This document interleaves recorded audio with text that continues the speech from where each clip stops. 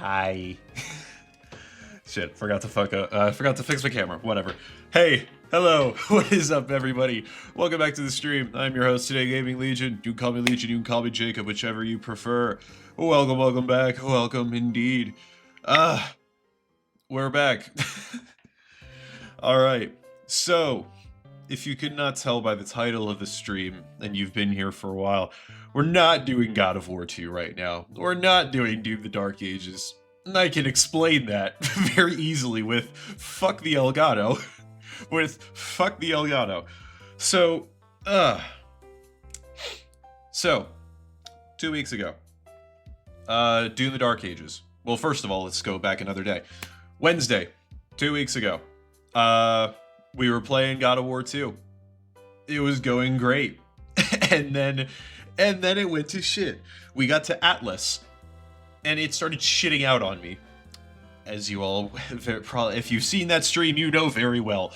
Yeah, I could not save at the save point in the lava lake part of Atlas, and it stopped loading the cave after the lava lake. You know, you go to the lava lake, you jump on the rock, you swing across. It wasn't rendering the cave. Like the inside of the cave. Like, you know how it's like a picture, and then as you get closer it renders it? Wasn't rendering it. So I say, okay, that's fine. We'll get off that, we'll just talk about movies and shit for a little bit, and then okay. We'll come back tomorrow. I go for Thursday, I go get Doom the Dark Ages. The problem is, I don't wake up until like 1 p.m. I don't wake up until like noon or 1 p.m. or something like that. Saucery, what's up? Welcome back. So, I don't wake up until like 1 p.m. I go get Doom, I bring it back, I'm installing it on the PS5, and I'm like, oh right, this is like an 80 gigabyte game that is going to be downloaded all off of internet, and while I am on fiber optic internet, that's still going to take 2 hours for it to fully fucking download. So I'm like, well, shit. I'm probably just not streaming today. By the time this gets done, and I got some other stuff I gotta get done, it's just not happening today. So I say, fuck it, we'll just go on Friday. Friday comes around. What's up, Wellevent? I do not need help, or at least I don't want help. Thank you very much, though.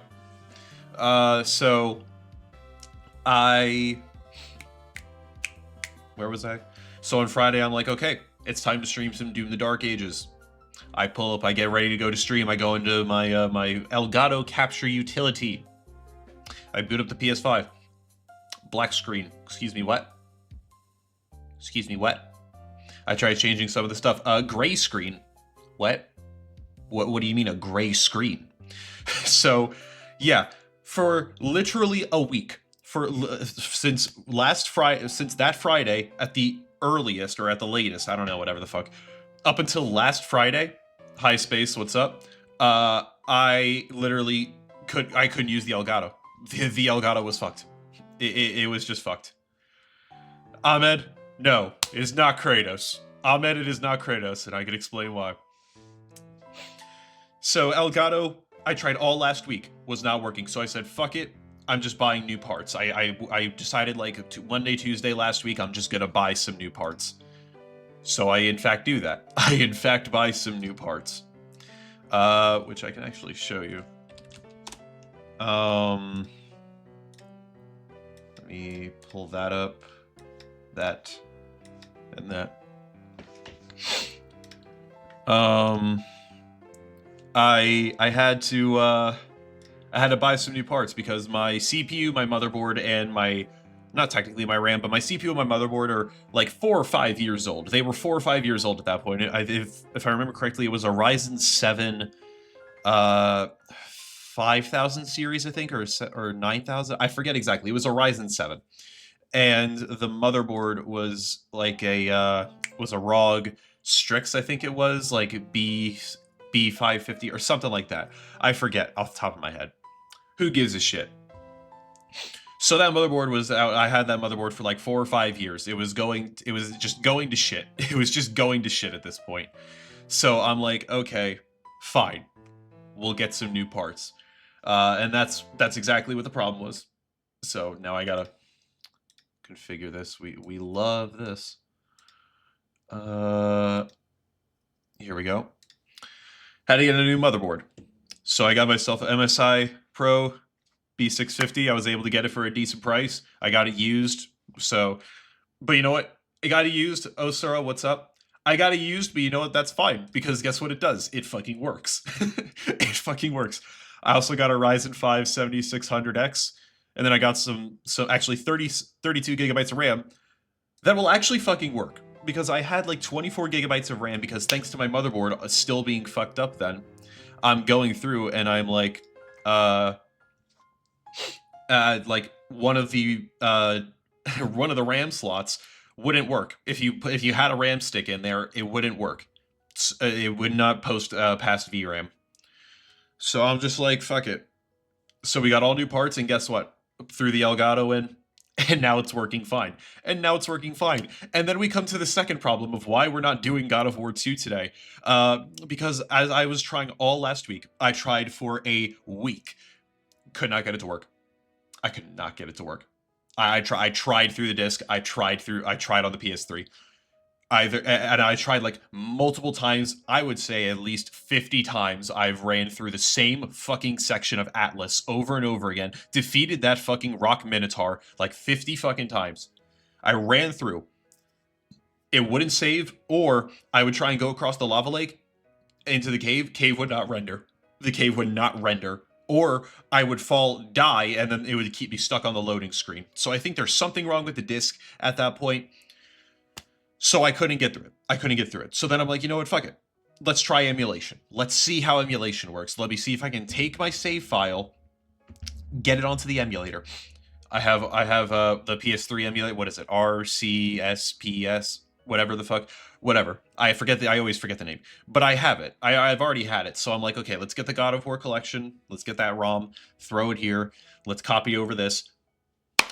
I throw the save in, it's not working. I'm like, okay, great. What do I need to do? Oh, I need to decrypt it. Okay, that's fine. We can decrypt it. I'm chat GPTing. I'm researching on the internet. I find this like fucking thing called brute force save emulator or save file, whatever the fuck. That's supposed to work.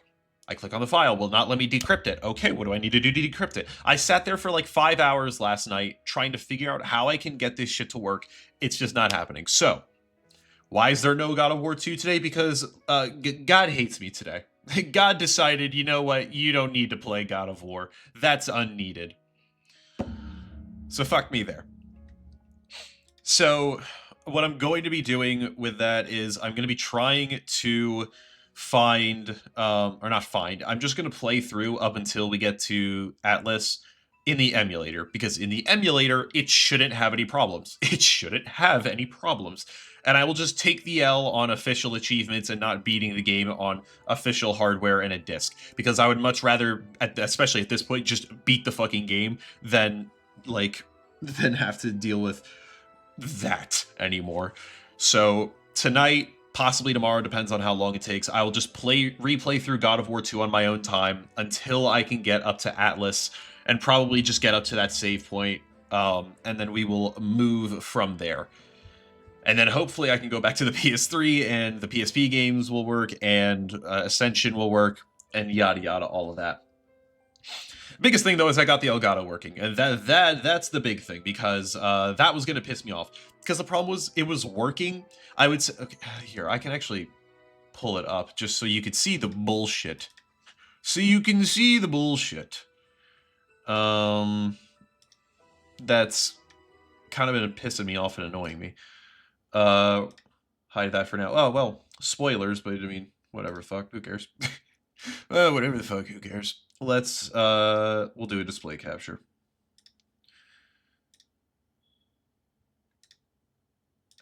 Huh? Okay. No, that one. Okay. So, this is, oh my god, I hate you. I hate you. I hate you. Hi. Welcome back. Do you guys miss me? This is just stupid shit anyway. So, we got bullshit McGee over here. We got bullshit McGee over here. Sorry it's not perfectly sized. I don't really care, because it was pissing me off so much. So this is what the capture utility looks like. And yes, I do not have the Elgato going directly into my my Streamlabs because I don't know how to get the audio from Streamlabs directly into here as well, and I don't want to hear myself while I do this because hearing myself makes me talk slower, and I hate it. So I pass it through Elgato utility, and they got these settings here. They got these settings here. So the only way I could actually get this thing to work is I had to set this to internal, and then I would have to set the EDID internal to 1080p. And what that would do is it would limit my console to 1080p. But that also means that it limited my actual like display to 1080p, because what you guys are seeing is the capture 1080p. Right now I have this I think, or no, it just automatically only captures at 1080p, so you guys can only see it in 1080p. But when it goes to my actual display, I can still see it in 2K, 4K, whatever it's playing at. It was limiting it to 1080p, and I'm like 1080p on a 4K monitor hurts. That hurts my eyes. I don't mean to be elitist here, but I like, especially when you know what the difference is, like you're playing at 2K and then you can clearly see it go to 1080p. That hurts my eyes, and especially when the Switch 2 is coming out. WTF or WFT? What's up, bro? WDF what motherfucker? WDFT. What's up? Sorry. But since Switch 2 is coming out, I want to be able to play that shit in 4K. I would like to display the 4K, at least for myself, even if you can't see it. So I would like the 4K. So I'm glad I got that fixed up. You know, it was a worthy enough investment. It was a worthy enough investment. Red along, what is up? What is up? It was a worth investment. But yeah, problems all around. So like I said, God of War 2 will hopefully be starting again tomorrow. If I don't have enough time for that, I might have something else up that we can do and talk about. But other than that, what's up? Other than that, what's up? Let's actually fix it a little bit. So, what we've got planned today, you probably already saw it a little bit, just so that I have something to give you guys, because I do want to come back and stream something. I want to stream something. Is I have here a gaming tier list. Let me show you that. Okay. I have here a tier list. I have here a tier list. This is all of the games that I can remember playing. I'm sure there's other games that I've played or games that I've played like a little bit of that I just cannot remember. But this is ones that I can definitively remember I've at least played for like an hour. I've played this for like an hour at least. All of these games. Yes. There's a bunch more that I've seen people play, but I didn't want to put those on there because I'm like, I haven't played those. Okay.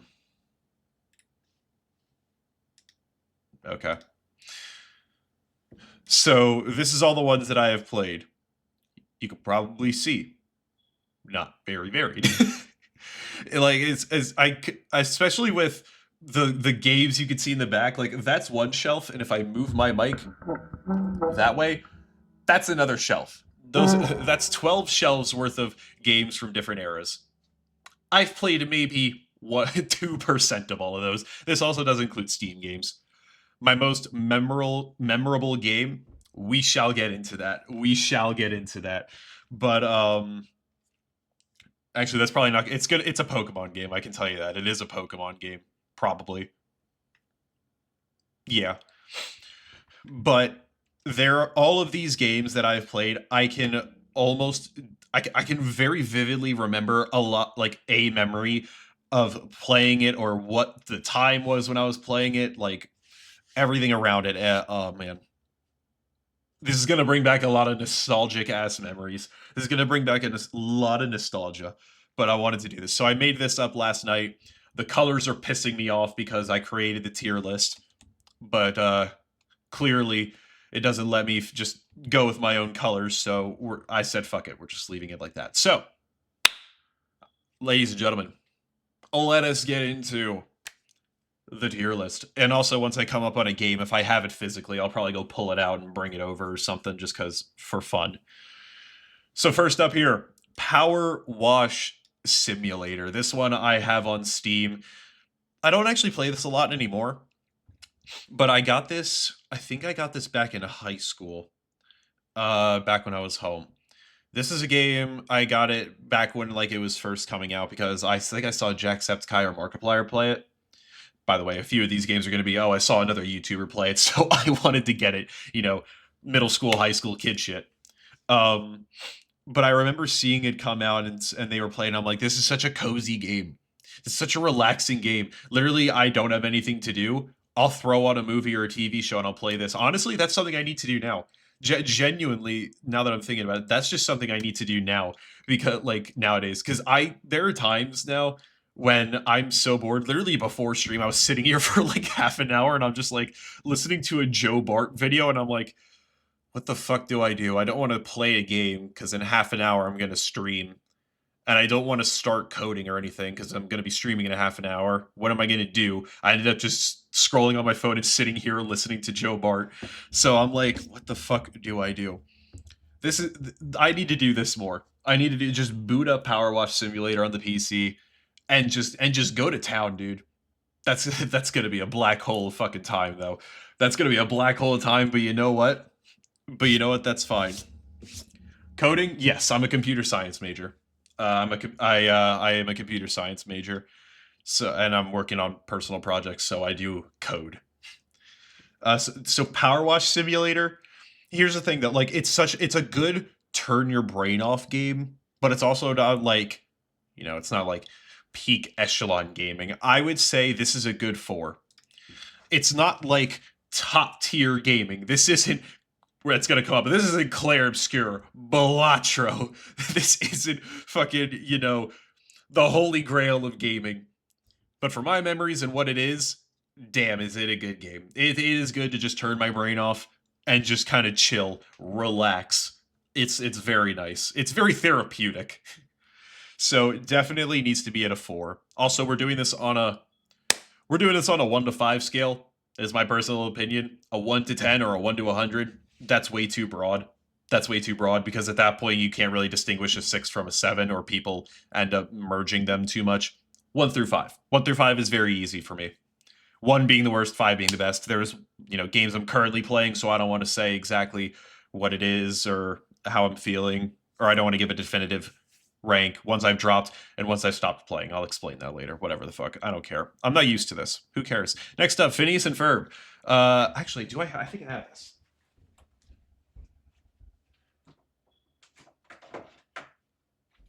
Yes, indeed. Phineas and Ferb on the DS. Oh, this is right again. Oh, shit, this is right again. Well, whatever the fuck. Phineas and Ferb, right again. Not regular Phineas and Ferb, although the image I have is technically the cartoon.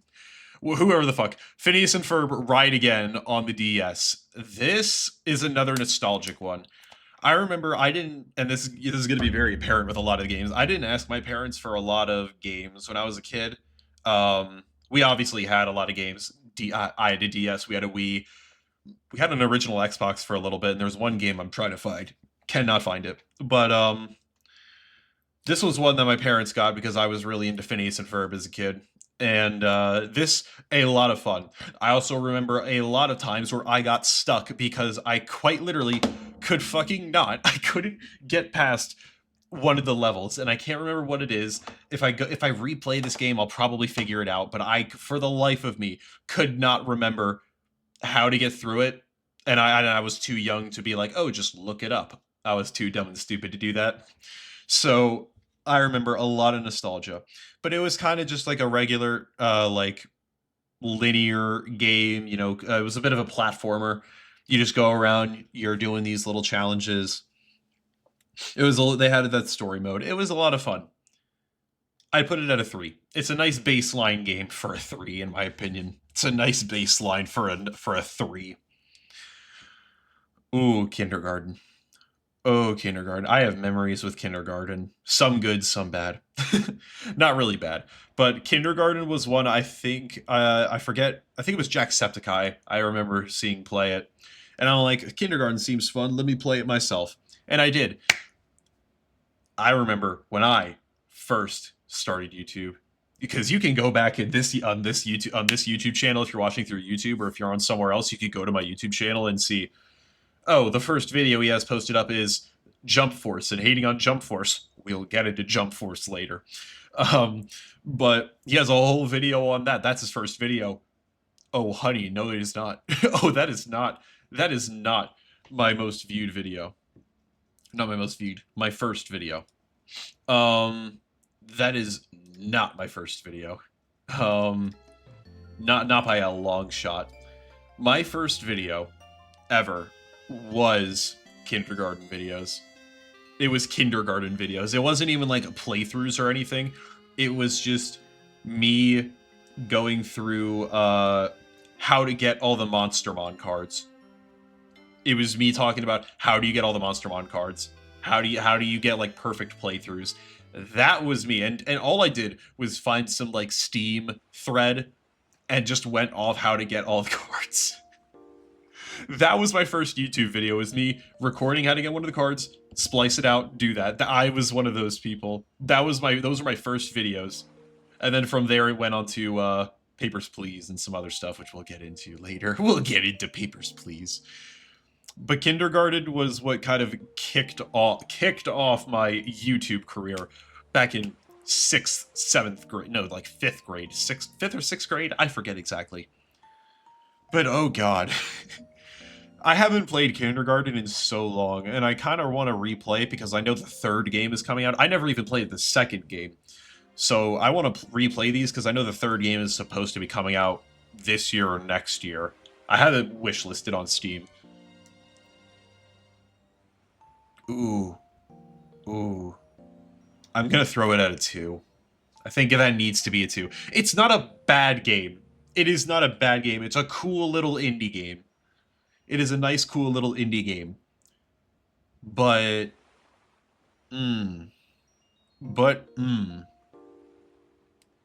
I don't like it more than Phineas and Ferb. I like Phineas and Ferb Ride Along more. Or Ride Again. I like that one more. I think a 2 is a nice place for it. Alright, ooh, next up. Let me go grab it. Balatro.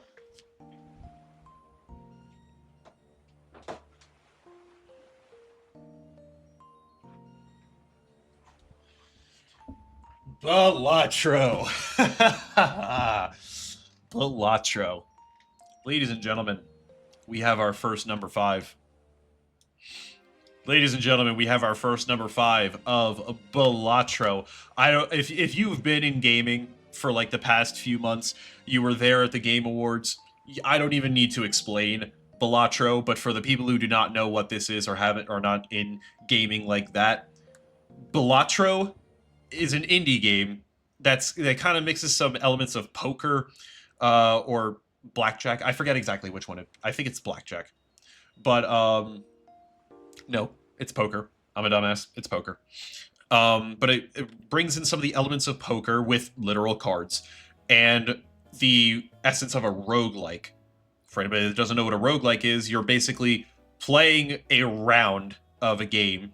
You're playing a round of the game, and anything you do does not get carried over to the next round of games you play. I don't know if that exactly makes sense. Just go play it. Go check it out. For anybody that just watches Balatro, it is boring as shit. Watching Balatro is, I'm gonna be honest, not super fun.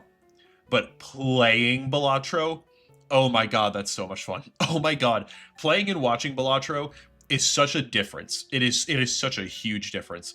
Because watching it, you're just like, why the fuck would I care? They're placing down a card, whatever. Playing it, it is a strategy machine, dude. It is, what card can I play here? What can I do here? What can I do here? And it's all about what you're doing in your head. watching Balatro, especially with somebody who does not just like talk about and they don't like take you through their mental process of what they're thinking. If it's just somebody silently playing Balatro, it is boring as shit. The only way you can watch Balatro and it's actually fun is if somebody's sitting there explaining their mental process to you the entire time. Like, that's the way it's fun. But playing this is so much more fun. Dude, I take my Switch and I take this shit to work with me, like sometimes, and I will just sit there for 4 hours and I just play Balatro. Oh my god, is it so much fun. I've had to actually wean off of Balatro so I can play some other games and do some other shit. I remember I was playing this during my last semester, and I'm like, okay, I need to stop bringing my Switch because I have homework to do. I'm playing too much Balatro. I have homework to do. That's how good it is. It is so good. Balatro is so good. If you do not have Balatro, genuinely, go pick up Balatro. go get yourself Balatro. I would recommend it on the Switch because you can take it around with you anywhere. There is a mobile version of it. It's literally everywhere. You can play it on here. It's on consoles. It's on PC. It's on laptops. It's on mobile. I'm pretty sure you can even get it on your Apple Watch. I heard you could. Don't quote me on that. But yeah, if you don't have Balatro, get it for yourself. It is fucking amazing. Absolutely fucking amazing. Oh, and I say that, and then I see the next game. Oh, hold on. I say absolutely amazing, and the next game comes up. This is my number 2 favorite game of all time right now. Off of memory, I'm gonna have to go through these and really think about it. This is my number 2 all-time favorite game right here. Clair Obscur Expedition 30 fucking 3. Clair Obscur Expedition 33. My absolute second all-time favorite game. For anybody that does not know Clair Obscur Expedition 33, I don't know how the fuck you don't. I don't know how the fuck you don't know about this game. This is a RPG style game, open world RPG, kind of like New Age Final Fantasy meets Old Age Final Fantasy. It's literally how people say it's the Final Fantasy everybody's been wanting for years now, with the updated 3D models and graphics and open world, but in an RPG setting, not live action gameplay or anything. This is such a good game. The story, the graphics, the music. Oh, the music. Oh my god. Daniel G, exactly. Exactly. Everything about this game is so fucking peak. I made a YouTube video on this as well. For anybody not on my main YouTube channel, first of all, go check that out. Go check out that video. I'm now over 100 subscribers, by the way. I didn't even mention that. Thank you for 100 subscribers. I don't know why you did that, but thank you. But I made a video on this one recently about the ending of the game, which, spoilers, very quick spoilers, I'm not going to go too in depth into it, but they make an amazing moral debate at the end of this game. Holy shit. Both choices are bad, but it depends on how you think about it. And it is, oh, it's so peak. It's so peak. It's so peak. It's so fucking amazing. Literally. Jonah, welcome. Exactly. Yes. This Expedition 33 is so fucking peak. Thank you. You see Daniel? Daniel? Yeah. He understands. You see, Daniel understands. But yes, Clair Obscur Expedition 33 is my game of the year of 2025. There is no doubt in my mind, unless somehow Mario Kart World or Donkey Kong Bonanza or Death Stranding 2 is an absolute masterpiece, like beyond fiction, beyond art. Unless those games are going to be like that, it's Clair Obscur Expedition 33. Honestly, even if GTA 6 was still in the running this year, I would probably still give it to Expedition 33. This would probably still be my game of the year. Absolutely. Absolutely. Amazing game. If you do not have Clair Obscur, this is a game you need to check out. And I will preface this. It is turn-based. That personally, I love turn-based. Probably one of my favorite styles of gameplay. This is a turn-based you will enjoy. If you don't like turn-based, get this game. You will love turn-based, or at least you'll like this game's turn-based. Easily my #2 game of all time as of right now. In life. Easily my game of the year. Absolutely. I cannot glaze that game more than enough. Oh, okay. Let's bring it down a little bit. Let's bring the temperature down a little bit. Oh boy. Let's bring the temperature down here with the next game. Where is it? Here we go. My hero. One's Justice. Not the worst anime game on this list, actually. Not the worst anime game on this list, but follows the trope of bad anime games. It very easily follows the trope of a bad anime game. This game sucked. This game sucked. From what I can remember, because I only played it for like 1 or 2 hours when I first got it, and I have not touched it since, and I am glad I have not touched it. It is basically you playing through the story on one-on-one arena fights. It's 1v1 arena fights, you versus a computer. I think there is a multiplayer mode where you can go up against somebody else, but it's an arena fighter, and you're essentially just going through, I want to say the second season. I could be wrong. Literally doesn't say it anywhere on here. Okay. But you go through, like, I think the second or third season here of My Hero Academia. Basically just going through the story. The game is shit. Remember, like, if you guys remember Jujutsu Kaisen Curse Clash, that's not on this list, but it had the problem of, it would just go, like, story beats. It would use, like, scenes from the anime and or like still frames. This one did the same thing. This game sucked, which is why it is going to be our first #1. For anybody not paying attention, #1 is shitty games. #1 is shitty games. All right. Is that film? The fuck is that?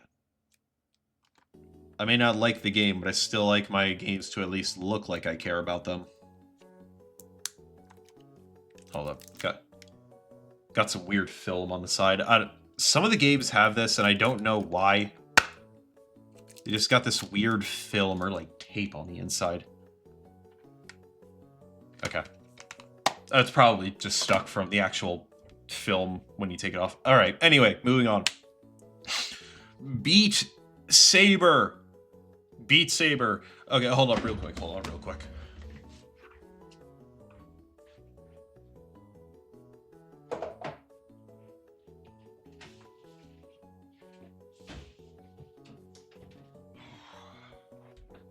This is another one that is going to bring back a lot of memories. And you know what? We'll pull this up here as well, and we'll do that one after.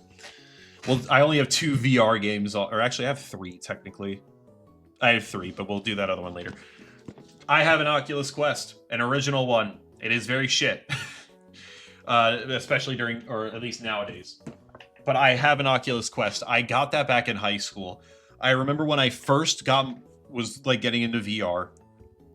It was specifically, I think, 7th grade. It was the summer before, or no, it was 7th grade, because I remember I had gotten my first desk and computer. I had gotten my first computer and desk, and I had it set up in a weird way in my room because I wanted to look at the door, whatever. It was a weird thing. But I got an Oculus Rift. I had got an Oculus Rift, which for anybody that does not know what a Rift is, because I don't think they do that anymore. That was one where you had to manually hook it up to your computer. And I wanted to do that because, hey, Oculus Rift, it goes right into the computer. I don't have to worry about any latency, lag, or anything, assuming everything's good. So I'm like, okay, cool. I get the Rift. I think it was a Rift S. Who cares? Whatever. I get the Rift. Stops working. It's just not working. I cannot get it to set up. So I'm like, fuck it. Go send it back, get my money back. We'll buy a Quest. I think it was a little bit less money for the Quest anyway. And it worked. and I could still technically hook it up directly, which I ended up having to do, because before I had actually gotten the Rift, because I was... Calm down. Before I had gotten the Rift, I was thinking, okay, I have to hook this up through the computer anyway. The Rift, you can pull games through Steam, so we'll just buy the games on Steam. Hannah Brooks, hello, hello, hello. So I said, all right, we'll just buy the games on Steam. And then I get the Quest. And my games are on Steam. I don't want to have to re-buy all these VR games. I just got all the Quests. So I say, fuck it, now I have to, be hooked up to the computer. I have not had a lot of fun with VR. I hope you're having a wonderful day. Well, I hope you are too, Hannah. I hope you are too. But yeah, I have not had a great experience with VR. VR has not been a fun experience for me in the past. It is one that I have thought about getting back into. The Oculus 3 came out, and the Quest 3 and the Quest 3S came out recently, and I'm like, okay, maybe I'll get back into it. I'll think about it. If I'm gonna get one, it'll probably be the Quest 3S, just because it's a lot cheaper. So if I do end up getting back into it, I will probably go over there. Christy, what's up, my guy? Welcome back, welcome back. Hannah, streaming is going good. Streaming is going good. But I don't see myself getting back into VR until I get that, obviously, and then at that point I will just rebuy the games on the Quest, because trying to connect it to Steam is not fun. It's not fun. It's really annoying. So I'm like, you know what? Especially now that I have money and I'm not asking my parents to buy this shit for me, or using the third of the paycheck that I would get back in high school to buy games. I'll rebuy them. Stream is amazing. Thank you very much, Hannah. Appreciate it. So, now that you know my history with VR, my magnum opus, Beat Saber. I will say though, even though I've had a lot of problems with VR, Beat Saber, easily a 4. Definitely under Power Wash Simulator. Hope your dream comes true. Thank you. Appreciate it. Not really working towards trying to be a big streamer or anything, but I appreciate it. Beat Saber definitely goes underneath Power Wash Simulator. Absolutely great game. It's basically the biggest game that I've ever played on VR. I've played only other 2 games that I can remember, and Beat Saber is easily the one I played the most, especially when I had it first, I guess you could say modded, when you could add your own custom songs in there. Oh, I was going off. I literally had one point, I had a playlist, or I just took my playlist, I took my playlist of 1,000 songs or whatever, and I found an online Beat Saber level creator, threw every single song into it, made a thing, threw it into the custom Beat Saber, and played through that. Oh, I had a lot of fun with that. A lot of hours went into that. Fuck, there is one game I didn't add in here. Shit. Oh, hold on. I'll add it after the next one. Because there is one game in here that I need to add. Because there is a memory with that one. But Beat Saber, a lot of fun. Loved Beat Saber. Alright, next up, Job Simulator. Another one of those, I saw a YouTuber play it and I'm like, Job Simulator, fun, let's do it. So I went through and I got all the achievements for it. It was a lot of fun. Job Simulator, easily a 3. It's a cool 3. It's not a bad game, it's average. It's I think anybody that says that Job Simulator is not, I don't think I've ever heard somebody be like, oh, Job Simulator is my favorite game, let alone my favorite VR game.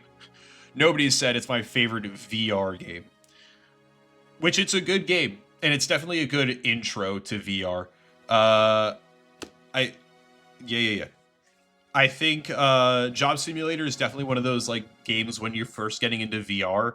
That's a good game to do. Beat Saber and Job Simulator are those good intro to VR games, so you can really get the hang of what you're doing, how to do everything here. and then you can kind of branch off into your other games and figure out, you know, how everything works from there. It gets you acclimated to it, in my opinion, at least.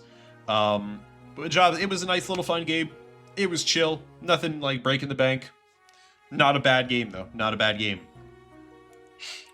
Now, I gotta find this real quick. I gotta go get this image. Because, oh Lord, did I forget about you. Did I ever forget about you?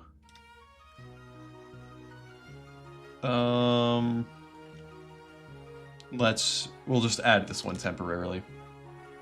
Super Hot VR. Now, I'm going to put this higher than I probably should, because the memories I have of this are not good. Well, the one memory I have of this is not good, but it was such a fun game, and it is so interesting to me. Super Hot VR is a 4, but it is going above Power Wash Simulator. It is a 4, but it is above Power Wash Simulator. I say this because Super Hot VR is a super fun game. For anybody that doesn't know, it is one where you have the red guys, you go into like a simulation in the game, and you have these red guys that are like shooting at you, they're trying to stab you, they're trying to kill you. But you can pick up weapons and stuff, and you know, you can obviously kill them. But when you go to like shoot them or something, the world slows down. Oh, it's so cool. The world will slow down, so you can have like a knife and the bullets coming at you super slow, and you can go and you can like slice it. So much fun. So much fun. Hannah, if you're trying to sell me something, I do not want it. A full stop right there. If you're trying to sell me something, I don't want it. Super Hot VR, I have a bad memory with this. Oh god. this is gonna get a little gross, a little grody for you. But I was playing in my room, and the room that I was in was not a big room. Well, okay, it was a big room, but we had a lot of furniture in there, kind of like keeping it compact. Like my desk, I had a huge ass L desk that was in the room. And I also had this big ass like couch behind me. So between the couch and the L desk, there was maybe 4 feet of room to actually move around with. Not a good space for VR. Not a good space for VR. But it was the only place I could do it because my computer was right there. My room across the hall did not have enough room for my actual bedroom across the room. No room for there because my bed took up fucking 80% of the room and the dresser. And then I obviously couldn't go into the downstairs because, you know, other people are there. And then it would also have been too far away from my computer. So I said, okay, we'll do it in here. So I'm playing Super Hot. I think it was a knife I had at one point, and I'm going to like slash a guy. I have the controller in my hand. I come down, I slash, and the L desk is right in front of me. So what do? I come down, and the inside of my finger clips one of the handles on one of the drawers, slice all of the skin off. There was like a nice Red River Lake coming up from like middle of my finger to the tip. Oh my god, did that fucking hurt. Oh my god, was I pissed, dude. It wasn't broken, it wasn't fractured or anything, just this skin got ripped up. I was bleeding like a motherfucker, dude. Oh my god, I did not do VR for months after that. I didn't do VR for months after that. But let me tell you, Super Hot is still a great game.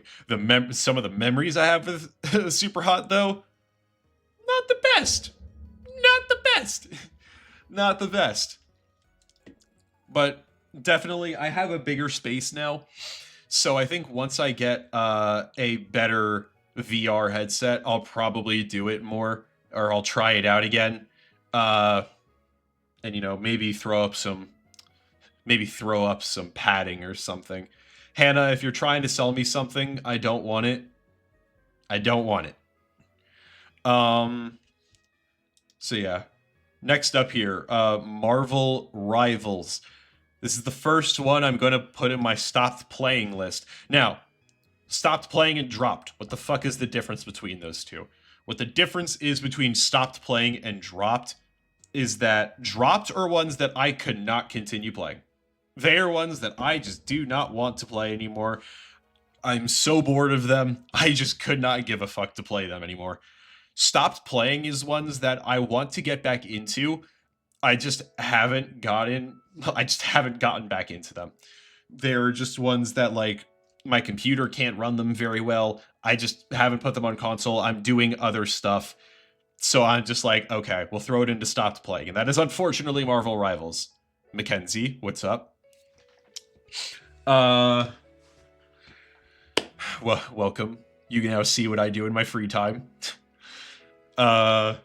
So Marvel Rivals is one, like, I obviously see all the clips. Ever since the game has came out, ever since the beta, I've been seeing the game. I've been seeing it, and I love watching people play Marvel Rivals. It's fun for me. I'm not, like, super, like, competitive into it. I see when, like, you know, the new Gooner skins come out. I see when the new characters are coming out, and that always makes me want to play it more, but my computer cannot play it right now. Like I said, I said this before. I have a 1660 Super right now in this computer. It is not running Marvel Rivals anywhere more than 20 frames. Oh dear lord, it's terrible. Oh dear lord, it's terrible. At the very least, if I want decent graphics, if I want, I can run it on low res graphics. But I don't want to do that. If I'm gonna game, I want at least some decent graphics. It doesn't have to be ultra elite 4K or anything, but I at least need to be able to distinguish, you know, like a wall from the floor. You know what I mean? So I'm like, I can't play it on my computer, and I just haven't gotten into it on my PS5 because there's no cross progression. I like when the first season was there, I'm like, okay, I'll buy the battle pass because this is a Marvel Rivals. I'm gonna buy the battle pass. I do. It's like, you know, $5 or whatever it was. I did it through Epic Games, and then I go on my PS5. Oh, I don't get the battle pass. Okay, I don't want to play right now. And then I just haven't gotten back into it. And so, like I said, it is one that I want to get into. It would probably be in that 4 to 5 range. I just don't play it, unfortunately, until I can get a better graphics card, or until I really like am invested enough to play it on my PS5.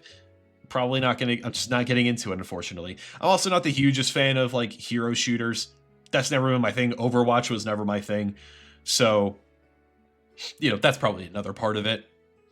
I'm not saying it's bad, just not for me. L-Take, fuck off. You know what, Mackenzie? L-Take, fuck off. All right, next up here, another stopped playing. Donkey Kong Country Returns HD. This one is honestly not even a huge problem. Like, this one isn't even like a huge fault of the game. What happened with Donkey Kong Country Returns HD, which let me go grab this actually. Hold on. This is, like I said, this isn't even a problem with the actual game. It's what happened the day the game fucking came out. Do you guys remember what happened the day Donkey Kong Country Returns HD came out? Oh yeah, you should probably like, you should probably remember this if you've seen my TikTok. Yeah, the Switch 2 got released the same, or not the Switch 2 got released. The Switch 2 like trailer dropped the same day this came out back in January. The reveal trailer got dropped the same day. Hey, Mackenzie, you're married. Stop objectifying me. I will text your husband. Anyways. I will get your husband. Oh, it was? Okay, so he knows quality then. Manpreet, do Daedrix MC? I don't know what that is, unfortunately.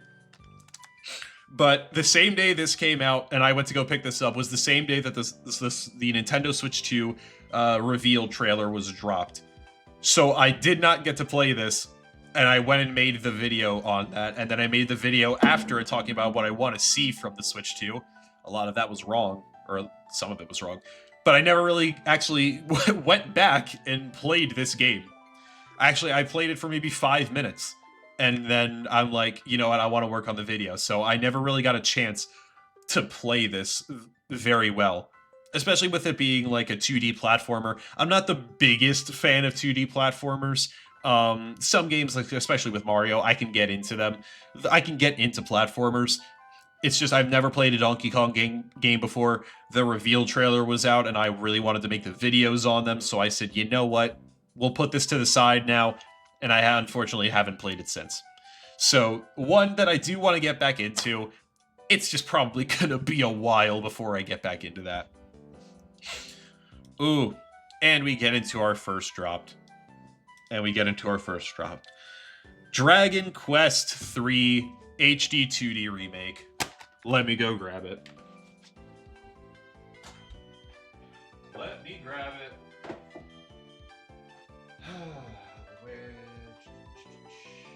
Here it is. Dragon Quest III HD 2D remake. Again, not really, or I guess kind of the fault of the game. I don't know. I'm a big fan of RPGs. I'm a big fan of turn-based. I think part of this was I was never really a Dragon Quest fan before this. Obviously, this is a remake, like I said.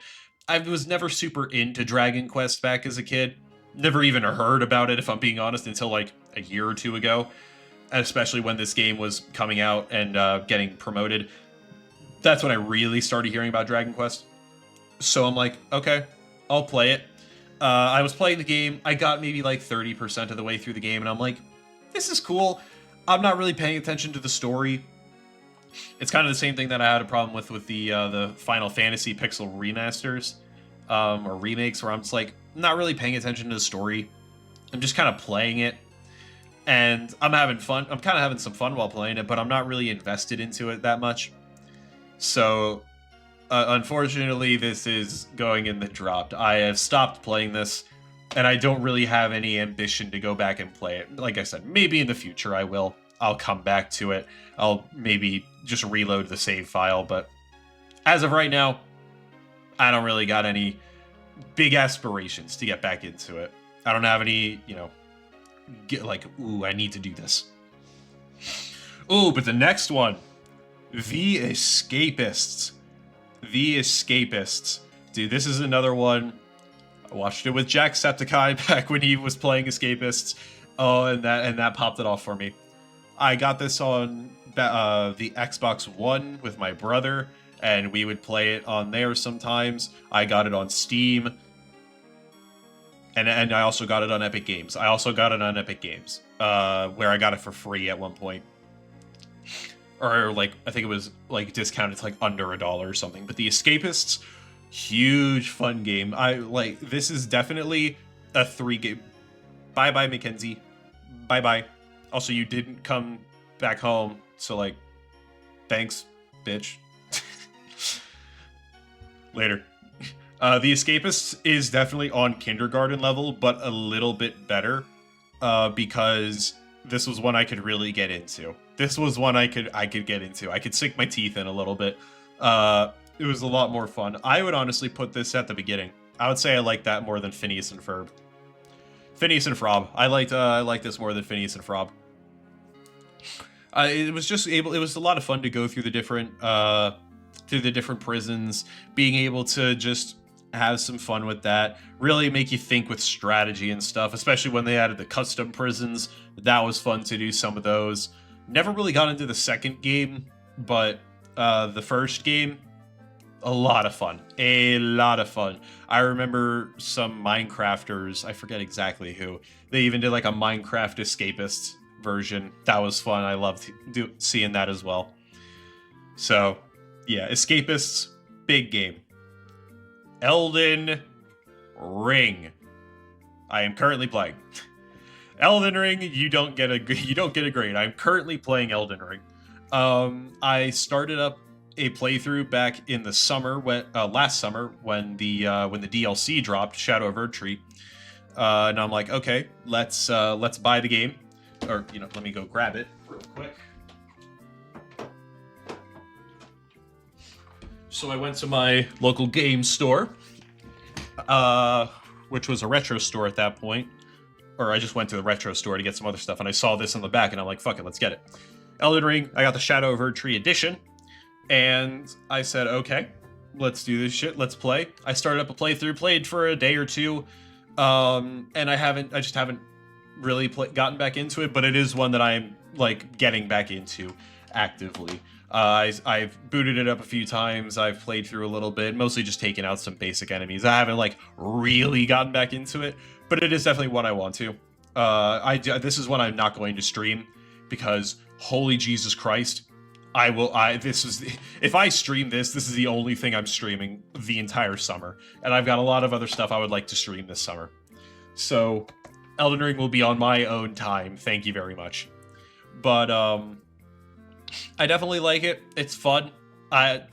Go fucking figure. It's Elden Ring and it's a From Software game. I'd say the only thing I don't like about it that is kind of blasphemous to hear, because it is like, you know, the thing why people like it is it's too open world. I actually don't like that this is an open world game. I don't like that this is open world.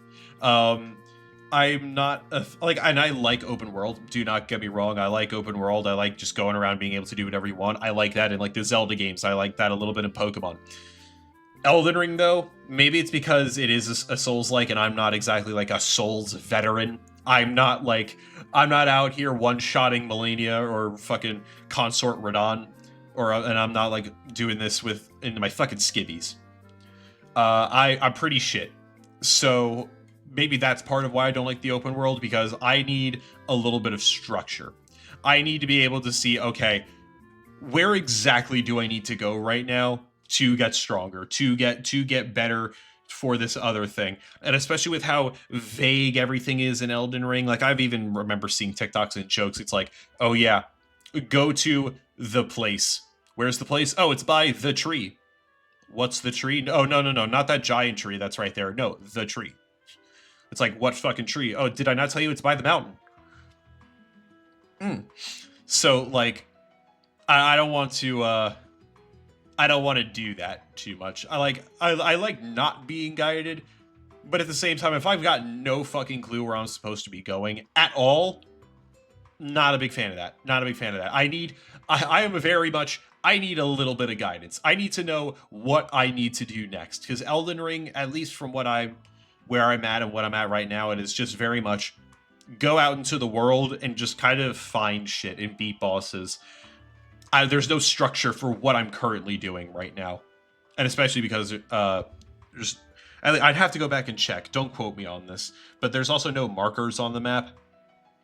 And I'm going to be honest, I need some markers on the map. Again, I need to know where I need to be going. Like with Breath of the Wild, Tears of the Kingdom, they at least have the points where it's like, okay, this is the village you need to go to. This is the village you need to go to. I'm like, okay, cool. I at least know what general direction I need to go, and then I can go do side stuff on the way. I can go unlock these other areas. There's the giant towers in Tears of the Kingdom. I know exactly where I need to go to get to the next point or to unlock other things. Elden Ring, maybe I just wasn't paying attention at that point when they said it. I have no clue where I'm supposed to be going.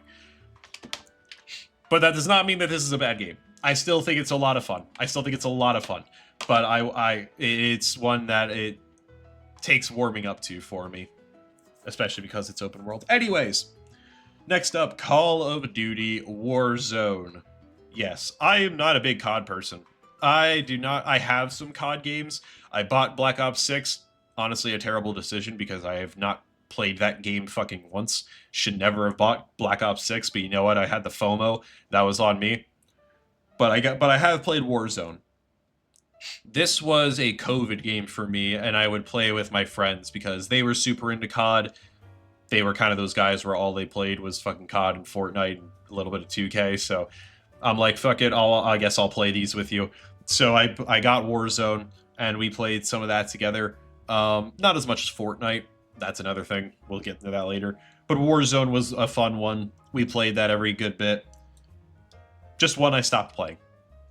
And honestly, ever since I played it with them during COVID, I have not touched Warzone once. I have not gone back into it. Like I said, Call of Duty, just not for me. I'm not saying they're bad games. I definitely think there's good aspects about them, and I think they're obviously a good, not party game, but they're a good like multiplayer play with your friends game. Just haven't really gotten back into it. I don't have enough friends to play with that. I'm kidding, but you get what I mean. Ooh, talk about games I regret getting. Talk about games I regret getting. An easy number 2, and it is going under kindergarten. Not a bad game. Dragon Ball Sparking Zero in no shape or measure is a bad game. It is a good game. It is just boring as fuck. It is just boring as fuck. I will also say, never was super into like the Dragon Ball video games. I'm just recently getting into Dragon Ball the anime. I never really read the manga either. I'm not super huge on Dragon Ball, but I'm like, you know what? I'm getting into the anime right now. I obviously still hear people talk about it. I don't give a fuck about spoilers with Dragon Ball. Like, if I gave a fuck about spoilers with Dragon Ball and Z and Kai and Super and all that, I would have to get off of the internet, because every single one of my, every other TikTok is somebody talking about Dragon Ball in some form or something, a character, an event, something. So I'm like, fuck it. I know some spoilers about Dragon Ball. I might be able to get 1 or 2 of the references that they throw in here, at least. So I go in, and obviously, what didn't make me bored was the fact that I didn't know what was going on. What made me bored was the fact that there was no multiplayer, really. Or there was multiplayer, and it was the same people doing the same shit over and over again. Like, I remember I would get into that multiplayer. I played, like, a few games, and it was the same people going over and over again, doing the exact same things. And you could very easily say, "Oh, skill issue," and that's very fair, because I've never played a what is it, Bukudo Tensei, whatever the fuck. I'm sorry, I never played any of the old Dragon Ball Arena Fighter games. So this is my first time learning it. I even went into the training mode for a little bit, to learn some of this before going in. Was not doing well, and again, you could say skill issue, but was not a fan. Could not continue with it. Ever since the first week after I bought it, haven't played. Femboy. For anybody that is watching not on TikTok, I got this bitch in here saying, "Am I crazy for hating on Expedition 33?" Are you crazy for hating on Expedition 33? Abso-fucking-lutely. Absolutely. If you hate Expedition 33, you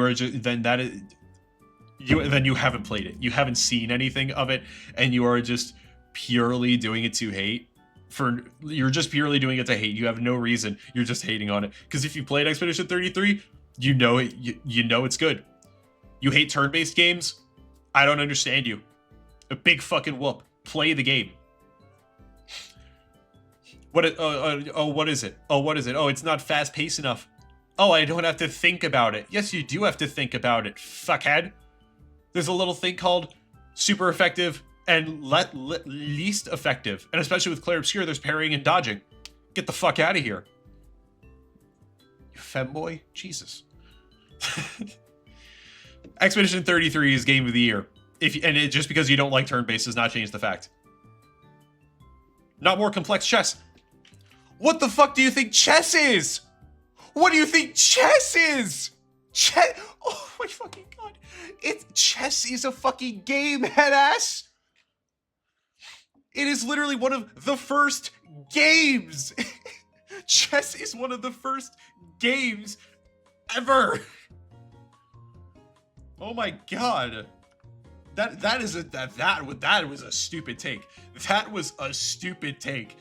It's not supposed to be more complex chess. What? Bitch. It's just plain chess? Then I don't think you've ever played chess. I don't even think you've played chess. I don't think you've played chess. It's not even as complicated as chess. It's really not as complex as chess. It's just not. It's just not. It is literally, okay, can I attack this guy or not? Will he absorb my attack or not? Is it better to attack this guy first or not? I'm turning into Gru. But, like, it's not, oh my god. Oh my god. Go back to playing fucking 2K. Go back to playing your 2K. Go back to playing COD. Holy fuck. Just be more productive.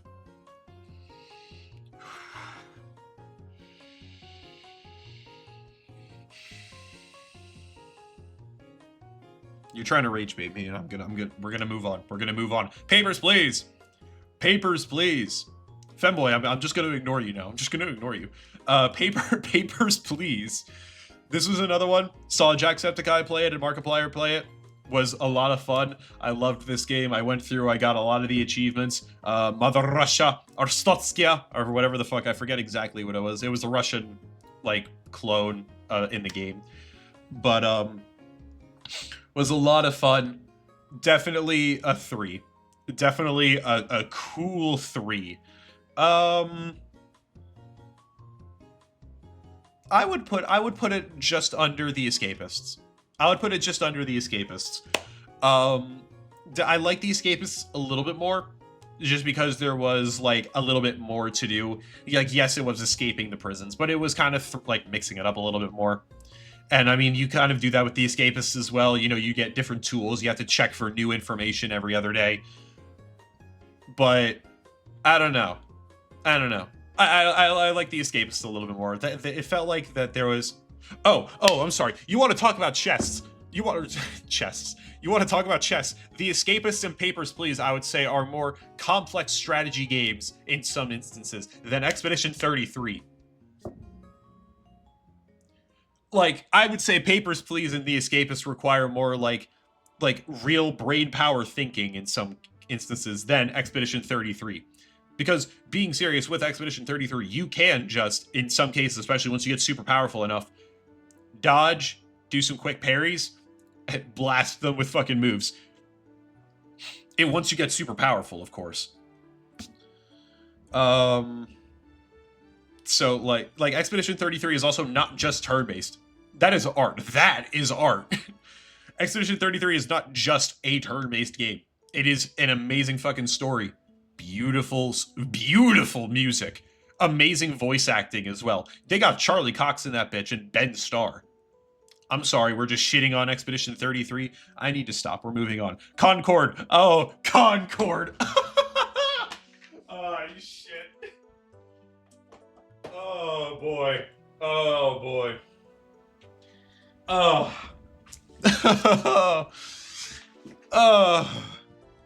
Do I have a game for you? Do I have a game for you? Concord. Job application, I see you. I already have a fucking job and it's not even streaming, so I don't even want to fucking hear it.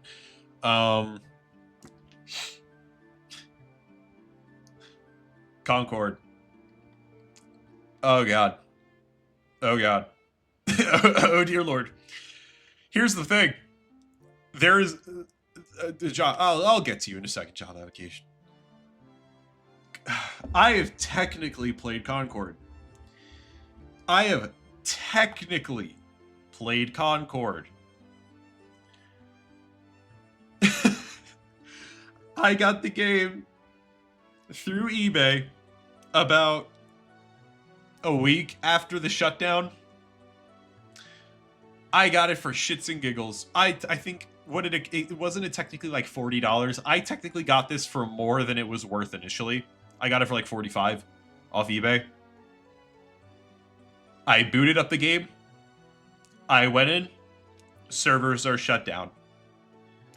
So I have technically booted up and I have played the full extent that Concord offered at the time that I did, which means I can confidently say I have fully played Concord. I am one of the few, the few and the mighty. Easily the bottom of the fucking barrel of the ones. Nothing will surpass that. Nothing will surpass Concord being at the lowest of 1. I don't even think I need to explain that any further. And you hate turn-based games? Then you're a loser. You don't like gaming. Then you suck. No, I have never heard anybody been able to give me a genuine good reason why turn-based games suck. I'm sorry. I will defend turn-based games till the day I die. No, I will not be putting it lower because your opinion is wrong. Saying that turn-based games suck is an objectively terrible take. No, Expedition 33 is my #2 game of all time. And it's not even up there just because it's turn-based. There are so many other reasons why it's such a great game.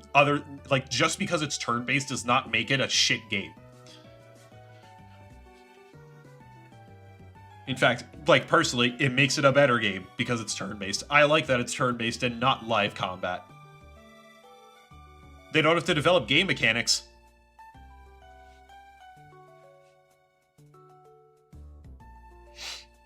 I want you to think about what you just said there.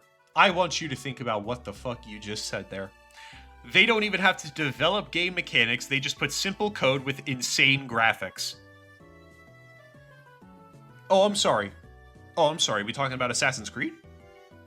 Oh, I'm sorry. Oh, please excuse me. Are we talking about COD? No, you must have been talking about 2K. Oh, no. No, we must be talking about Madden. Oh, no. You know what? FIFA. My apologies. I completely forgot. You must be talking about FIFA. What do you mean simple code?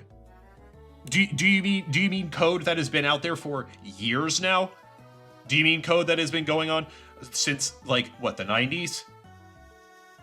So sorry that we still have some games that are reminiscent in very little ways of old titles. So sorry. Oh, I'm so sorry. Get the fuck out of here. Simple code. So just because the game is not, fucking next generation pushing the industry, oh, it's a bad game? This and old Pokemon games, except the graphics? Oh my god.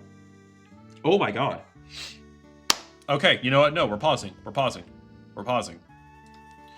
What is the difference between this and old Pokemon games? First of all, yes, the graphics. Obviously, I don't think anybody's disputing that shit. Obviously, the graphics, the art style, the music, the fucking story. I love Pokemon. There's no story in Pokemon. Most Pokemon games, especially nowadays, have shit stories. There's actually an amazing story in this. Again, I will say it, the soundtrack, because that's a fucking banger. There's a whole parry and dodge system. Most fucking turn-based games do not have that. There was Mario and Luigi Brothership. I remember they had that, or a countering system in that. I would even say that's not as good as Clair Expedition. And just because it's a function within the game does not just because it's a function we've seen in all other games. Again, why is that a negative? Again, Assassin's Creed, COD, all of those shits. Oh my god, a dodge and parry. Yes, because we don't see dodges and parries in turn-based games all the time. Oh yes, that's a staple in fucking live action those games. Live action games. Oh my god, yes, we see those. We see them in From Software. Oh my god. Whoa. We don't see that in turn-based games all the time. Especially in popular turn-based games. We don't see that all the time. So yes, in a way, that is a revolution. Yes.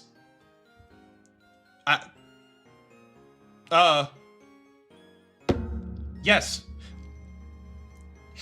I'm so sorry. Your feeble mind cannot comprehend that there's shit that is going into other genres that has not been in another thing.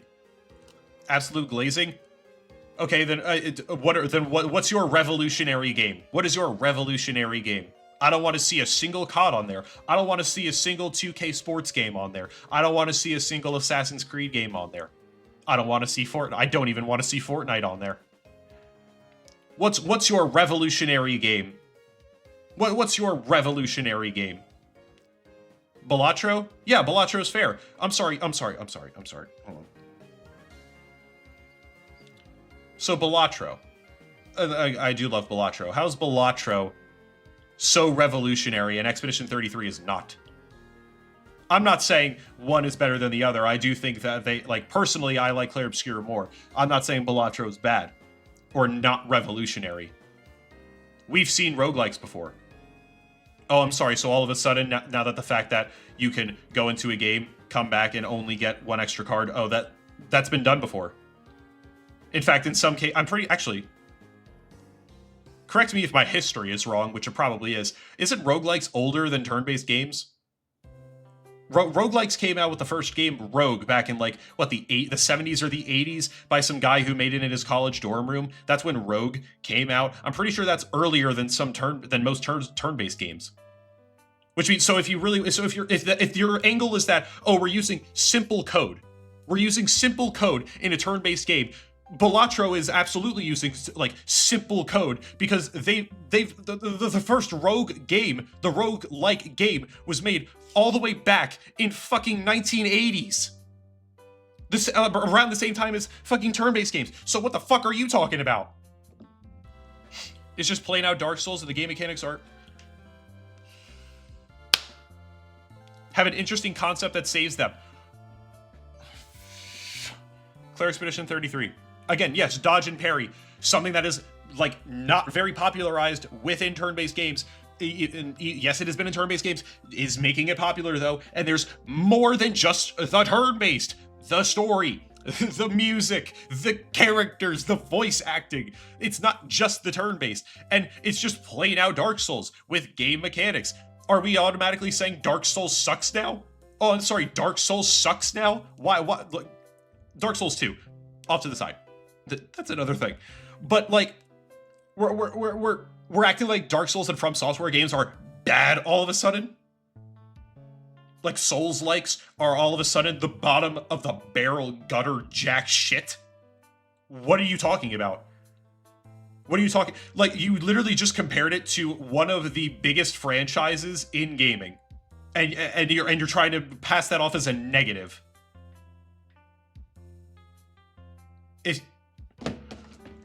If I have to pinpoint something special about Expedition 33, like I haven't been saying what's amazing about it. Oh my god. Oh my god. This is...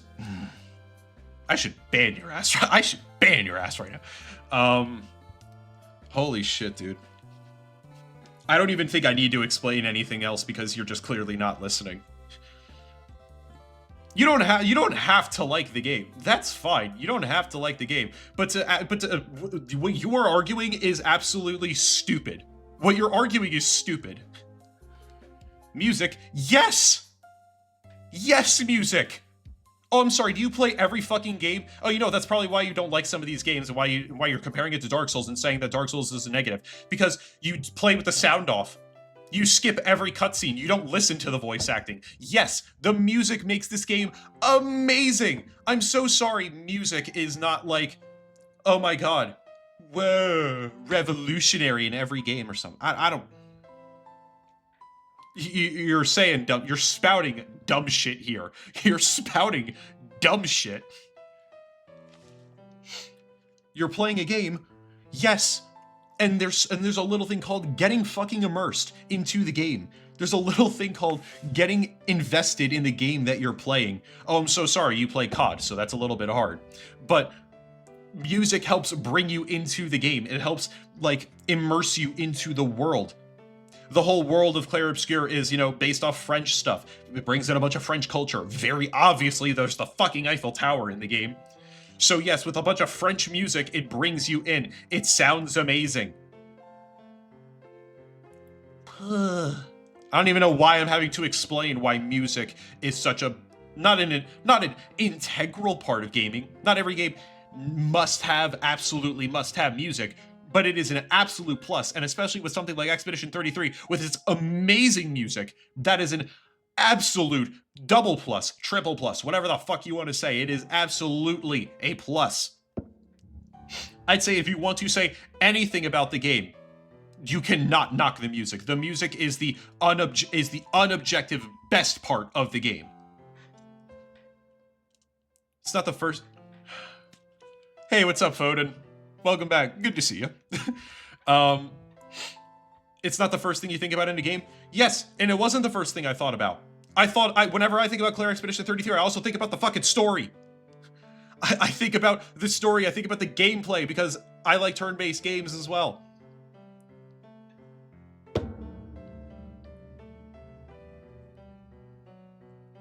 This guy's hating on turn-based games. Okay, I'm fucking moving on. I'm fucking moving on from you. Holy shit. You piss me off. You piss me off.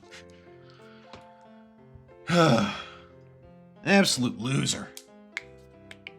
Job application, I think you need to go fill yourself the fuck out. Okay.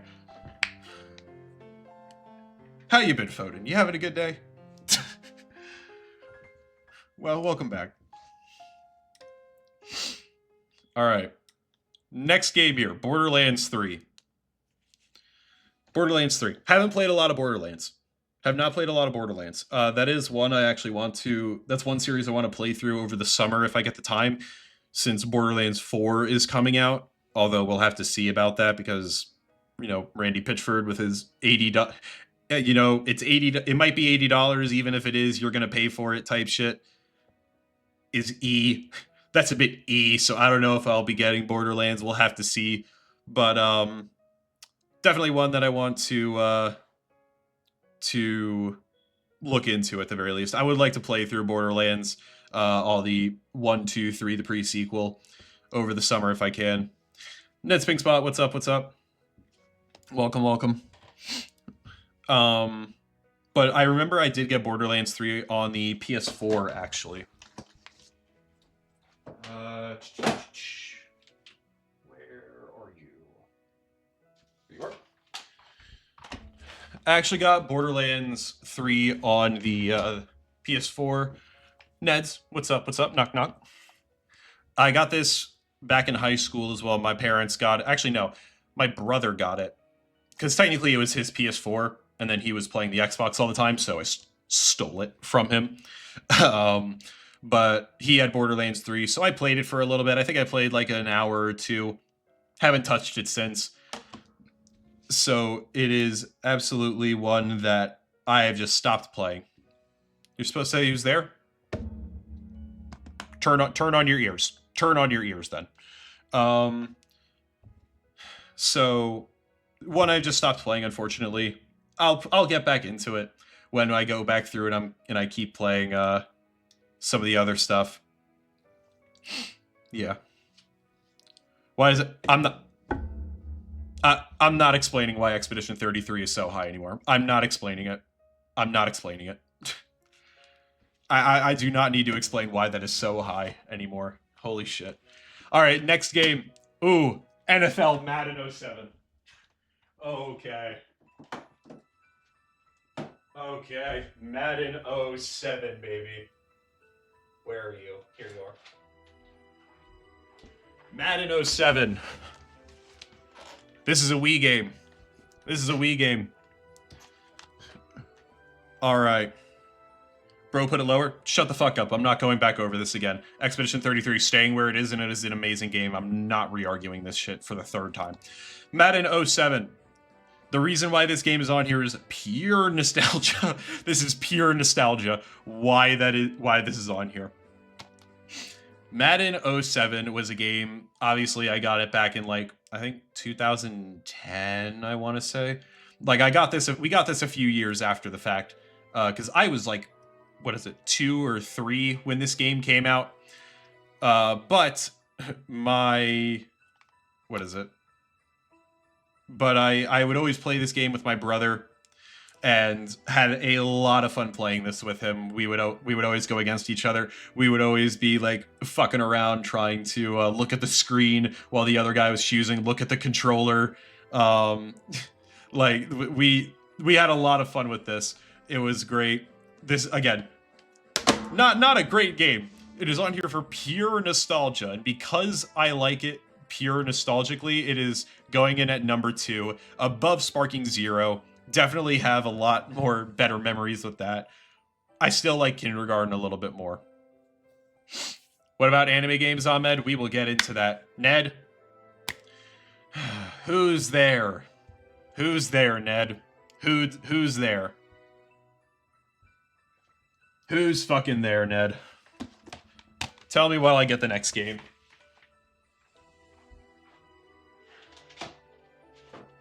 Alright.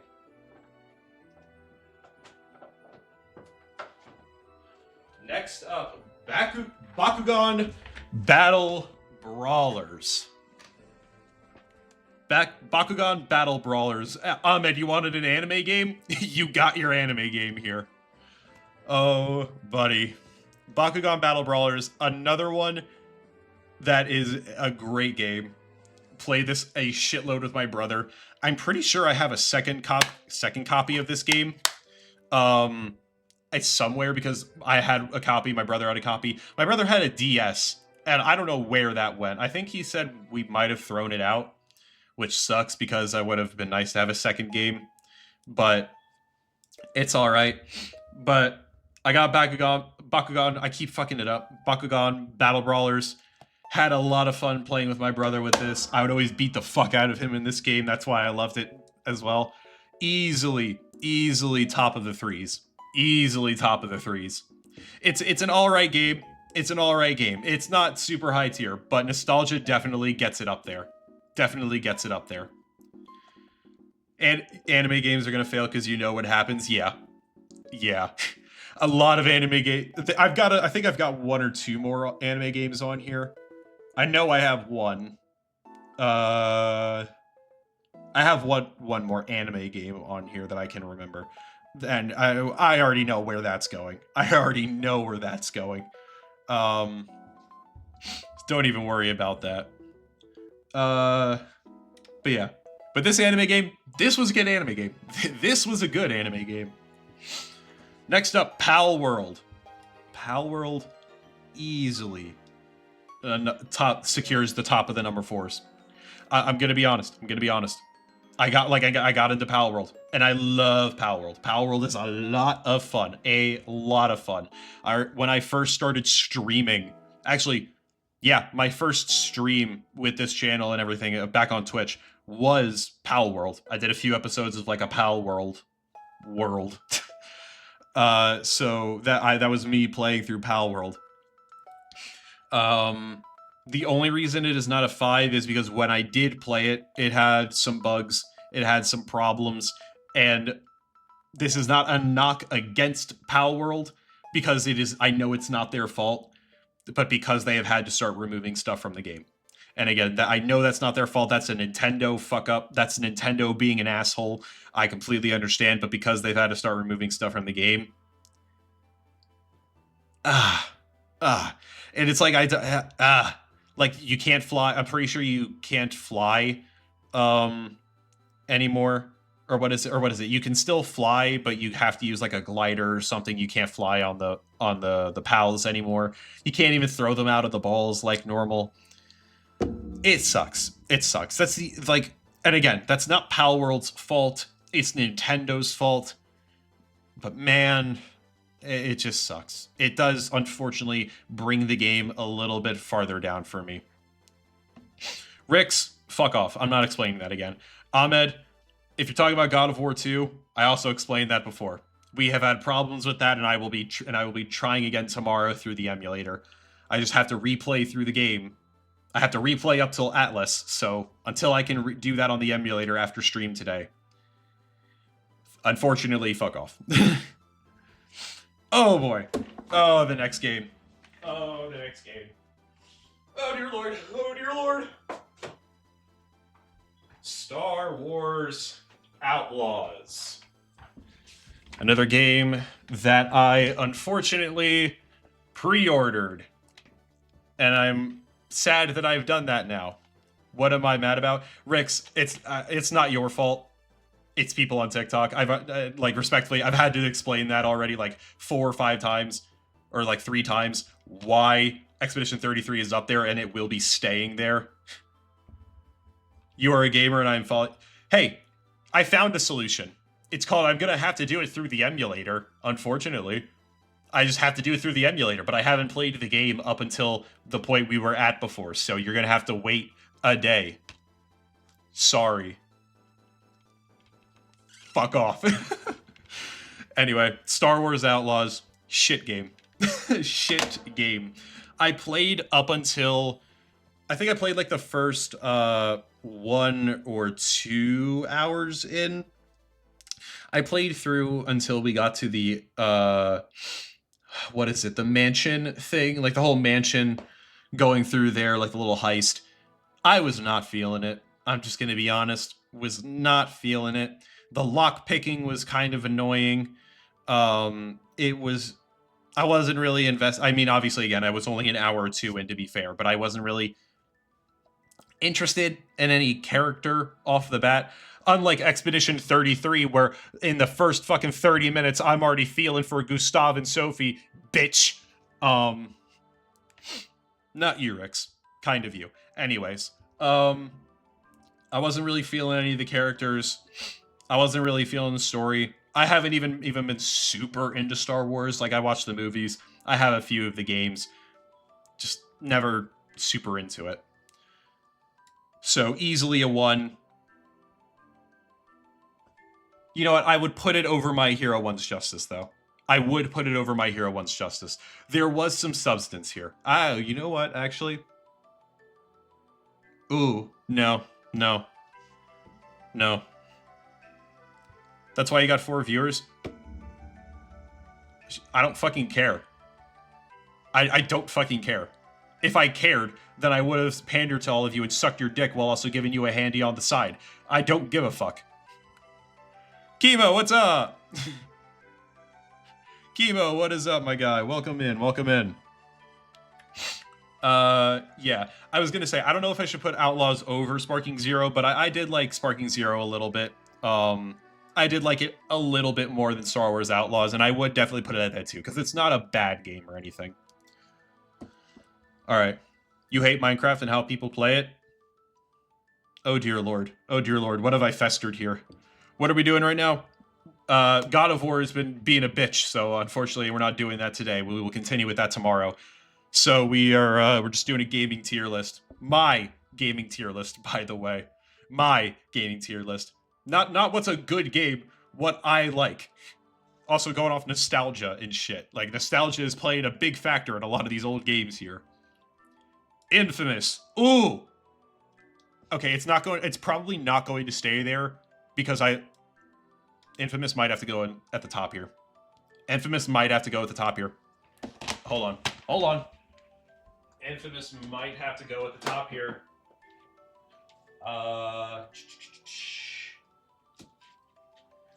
Here we go. Infamous on the PS3.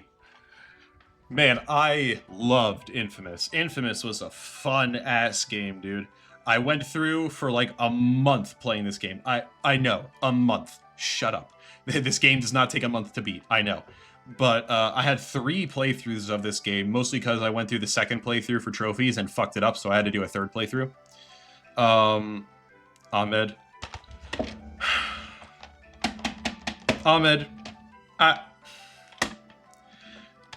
Anyway, Infamous. Fuck you, Ahmed. Infamous was a fun-ass game. Loved it. Loved it. I think I did love it a little bit more than Palworld. Definitely. Not as much as Balatro, and I don't think I would put it at, like, that number 3 game. Especially now, like, playing it with a friend, like, you know, I never played it back when it first came out. I only just played it back in, like, I think October or November last year. So, I'm coming at it with a 2025 set of eyes. And, you know, obviously it is a PS3 game, so graphics aren't going to be as well. The voice acting was some of the animations were there were bugs. So, I don't know if I could put it at 5. I don't know if I could put it at, like, this is an amazing game. I love it. But it is a game I do really like. Yeah. He watched his videos wearing the same shirt. You know there's this thing called having multiple shirts with the same color, or the fact that I'm not going out every single night. I also only put the shirt on while I'm on stream or while I'm making a video. If it's not, I'm probably in a wife beater or no shirt because I'm in my own fucking home. Holy shit, I'm sorry. I'm getting pissed here, dude. I need to turn on the air. Holy fuck. Holy fuck. Turn on the air. Alright. Portal. I stopped playing Portal. This isn't a dropped. I don't dislike Portal. It's another one of those where I was playing it, and unfortunately, I just kind of stopped playing it at one point, and I haven't gotten back into it, but it is one that I do want to go back into. It is on hold as of right now. But I do like Portal. It's fun. It's a nice puzzle game. So I like that. It's fun. You abandoned Kratos. I didn't abandon Kratos. He will come back tomorrow. Actually, if you want to be specific, Kratos was fucking me in the ass while slapping his tits with his fucking chains. I'm so sorry. I'm so sorry. He will come back tomorrow.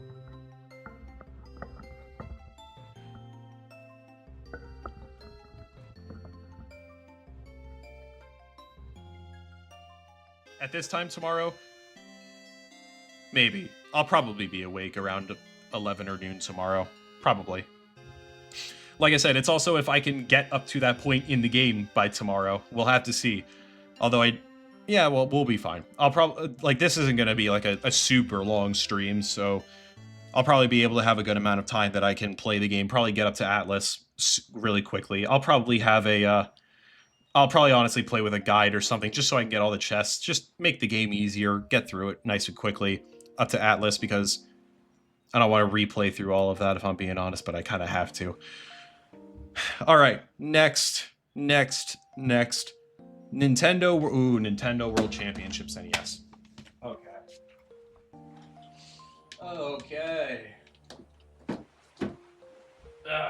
Actually, we can pull this up right here.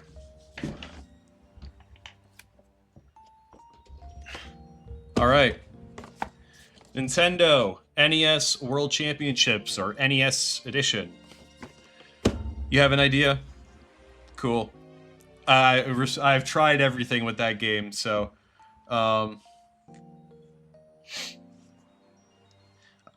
your internet package is limited? Okay. I'm sorry. Did I offend you? I apologize. This was one I got over the summer. I pre-ordered it, got it. Had a good amount of fun. I actually played this with my mom because I was home for the summer when I first got this. She was a huge NES kid. She had a lot of stuff then. She doesn't play games anymore, but she had an NES. She played it a lot with her brothers. So we played a few of the games together. She had a lot of fun with it. Wasn't exactly what we thought it was going to be. I mean, to be fair, I didn't do a lot of research into what it was going to be. I just knew, oh, Nintendo NES Edition, and I can get a cool NES Gold cartridge with pins. Sure, I'll get the Deluxe Edition. Why not? But it's a lot of like little speed run challenges of old NES games. You know, Super Mario Bros. They had Metroid, Zelda, Kirby, Ice Climbers. What do they have? Excite Bike, Kid Icarus. What is it? There's the balloon guy. I forget what game he was from. But some fun little mini challenges. It was fun. Went through, played a bunch of them with my mom for a little bit. Yeah, it was nice. Oh, I don't know. I'd probably put this at a 2. Probably below Madden. I'd probably put this below Madden. Yeah. I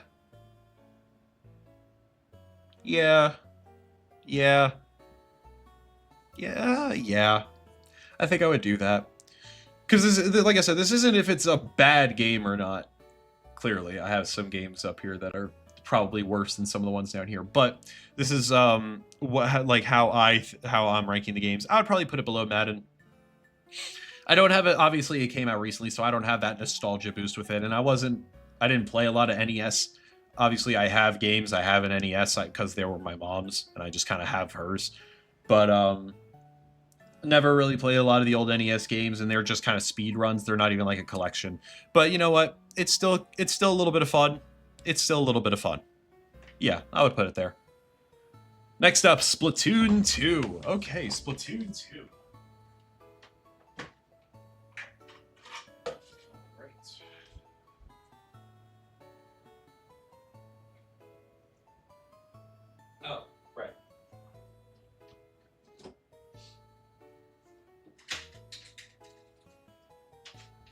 gotta remember that not all of my my Switch and DS and 3DS games are in their original packaging, because when I was a kid, I threw out the packaging.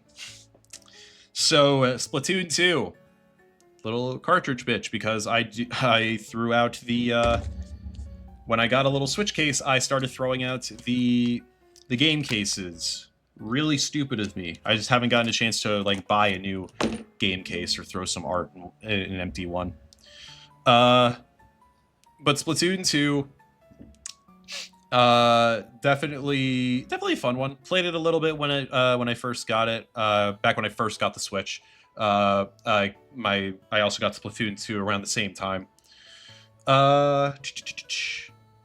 It was a fun game. It was definitely a fun game. I would put it up here at a 3. Probably right above Job Simulator.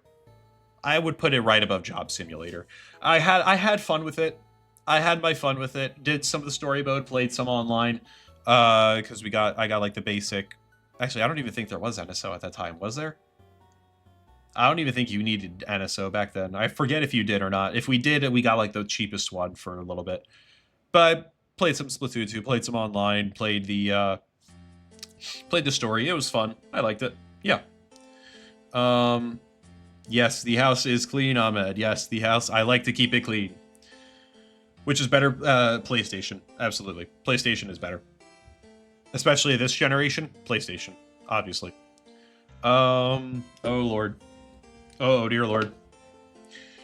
Ahmed, you wanted your anime game. Ahmed, you wanted you wanted your anime game. I have your next anime game. Jump Force. Oh god. Where is it?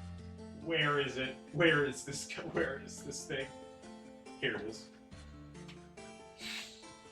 Jump Force on the PS4. For any keen-eyed individuals who have gone to my YouTube channel and scrolled through a little bit, this is the first video that you can actually see on my YouTube channel. And it is an entire review on Jump Force. And it is not like a video, it's not in the same video style like I currently do them. Back then, I wanted to do like more retrospective videos on a game. And this took me like a month to make, 2 months, because I had to play through the entire game, try and get footage, and then write a script and everything, and then edit while I was at school, and it was my first time doing YouTube in a while. So doing one of these videos took like a month or 2 to make, and that's why I don't do reviews like that anymore. But very shit game. Very shit game. The okay. It's not like bottom of the barrel. I think what the problem, like as an actual game, it's not bottom of the barrel. The problem is it did not live up to expectations. It did not live up to what it should have been, because, oh my god. So it is an arena fighter. It's a 1v1 arena fighter with a bunch of different characters in anime. You have One Piece, Naruto, you have Dragon Ball, Bleach is in there. It's all like shonen stuff. They also had some My Hero, Rurouni Kenshin, Fist of the North Star, JoJo's, Dai. They had some Black Clover, one Black Clover. They had Yu-Gi-Oh! Oh my god. They had Yu-Gi-Moto from Yu-Gi-Oh! What is that? Not Yusuke. That is Yusuke. Fucking Spirit Gun. I'm forgetting off the top of my head what the name is right now. But they had a bunch of shonen characters. They even had Boruto in here. This came out, I think, a 2018 game. Had a lot of anime characters. And the story mode was jack shit. The story mode was you can go watch that old video if you want. It's not even a bad watch. It's not a bad video of mine, I will say that. You can go watch it. The story mode just did not live up to the hype. There was these new original characters for the game, Kane and whoever the green bitch was, and they had these cubes that were mind controlling people, and they mind controlled some of the other anime characters that were in the game, like Gon was at one point. Vegito is like the first one. And you go through and you have to defeat them, get them back on your side, take care of some anime villains like Blackbeard, Frieza. There was the one guy from fucking I forget his name. Fuck, what's his name? Yusuke Urameshi, Yu Yu Hakusho. It was the big veiny bitch, the big hulking guy from Yu Yu Hakusho. I've never seen it, so I don't know, unfortunately. But he was one of the villains. You're going up against them because they're mind controlling people, and the big bad, who's mind controlling everybody, and just, I guess, trying to take over the world. I think that's what it was. But it was so repetitive. There was like 6 or 7 chapters or something like that, or 8 or 9 or something, and every single chapter was just, okay, you're going to have some missions during this chapter. It is either going to be you're going to go rescue another anime character who's been mind controlled. You're going to go try to recruit another anime character who you just want to help you. You're going to go defeat one of these villains, one of like 3 or 4 villains they had. So you're repeatedly fighting the same guys. Or you're going to be going up against like these, what are they called? They were called Venoms, where they were just basic like mob characters. And it got so repetitive because you were going up against the same enemy types, or like the entire like way you get into some of these fights was the exact same until you got to the end of the game. And there was just, again, go watch the video because there's so much more I point out then that like was wrong with the game. This is going in the 1 slot, and it is going below My Hero Wants Justice, because while My Hero Wants Justice kind of sucked, we kind of went into it knowing what it was going to be. Jump Force was we were expecting this to be so much more. So the hype for Jump Force, maybe we overplayed it. No. Was absolutely shit. Was absolutely shit. Black Myth Wukong. I am currently playing that right now. This was initially going to go into stopped playing, but I actually got back into playing it literally last week. Since I have been on my God of War break because it was not working for me, I said, fuck it, let's go back to Black Myth Wukong. Let's try this. I had got stuck at Tiger Vanguard in the second chapter. Back when the game first came out. I made a TikTok on this too. I had first started the game back in August when the game first came out, and I had streamed it. You can actually even go on my VOD channel. There was like, I think 2 or 3 episodes of me streaming the game, and I got up to Tiger Vanguard. And then I tried going against Tiger Vanguard, and it was not working. And I was not doing well. Never really did Souls-like. I did a little bit of Elden Ring, but you know, I was still shit at Souls-likes. So tried going into it, was not good at all, and I was just dying to Tiger Vanguard over and over and over and over and over again. So I said, fuck it. And my Elgato was also starting to like fuck up a little bit at that point because I have a splitter in the back. That was being an issue. It was just being a whole thing. So I'm like, okay, I'll just stop. I also stopped streaming after that for a while until back in January. Regardless, I streamed a little bit, and I would come back to it like every other month. I would come back, and I would be like, okay, let's try beating him. I would go and do it a few times. Couldn't beat Tiger Vanguard. I'm like, fuck it, I'm out. I don't want to do this right now. So I said just this past weekend, I'm like, fuck it. Let's try doing this shit again. Let's hop in. I got off work. I'm like, I got nothing to do today, and I know I can't do anything else right now. Let's just do this shit. Went in, 5 tries, beat him. Maybe it's because I played fucking Kazan, and I played Clair Obscur recently. An amazing fucking game. But maybe it's because I played those recently that I went into it, and I'm like, okay, let's calm down. Let's analyze a bit more, like, you know, how you're supposed to fucking play the game. And beat him in 5 tries. I'm a little annoyed that he wasn't like the final boss of the chapter. I honestly thought he was supposed to be the final boss. Turns out he's supposed to technically be like a mid-rank boss or something like that. For being a Yao Gai King, really was a bitch and a half. I made that TikTok and so many people are like, oh my god, it took you like 8 months to do that. Brother, wait until you get to the final boss of the chapter. I'm like, yeah, I know. It's gonna be hell. So, I'm playing through that right now on my own time as well. It's going okay though. It's going okay. We're doing okay now. Next up, The Witcher Enhanced Edition. This is going and currently playing. I started this literally on New Year's Day. This year, New Year's Day, I started playing The Witcher Enhanced Edition because I remember the Game Awards. I had seen not God of War, holy shit. I had seen the Witcher 4 trailer. So I'm like, okay, I need to start getting into The Witcher at some point. Didn't really get into it, and then I think I saw it on sale on Steam during the winter sale. So I'm like, okay, we're getting The Witcher Enhanced Edition, and I got Witcher 2 as well. And I already have Witcher 3 on PS4. So I'm like, okay, let's start getting into The Witcher. So I played it for a bit in January, and I technically don't have this and stopped playing because I come back to it every once in a while. I'm still on the second chapter as well there. But it is fun. It is fun. It's very obviously reminiscent of like an old like 2000s, 1990s point and click sort of game.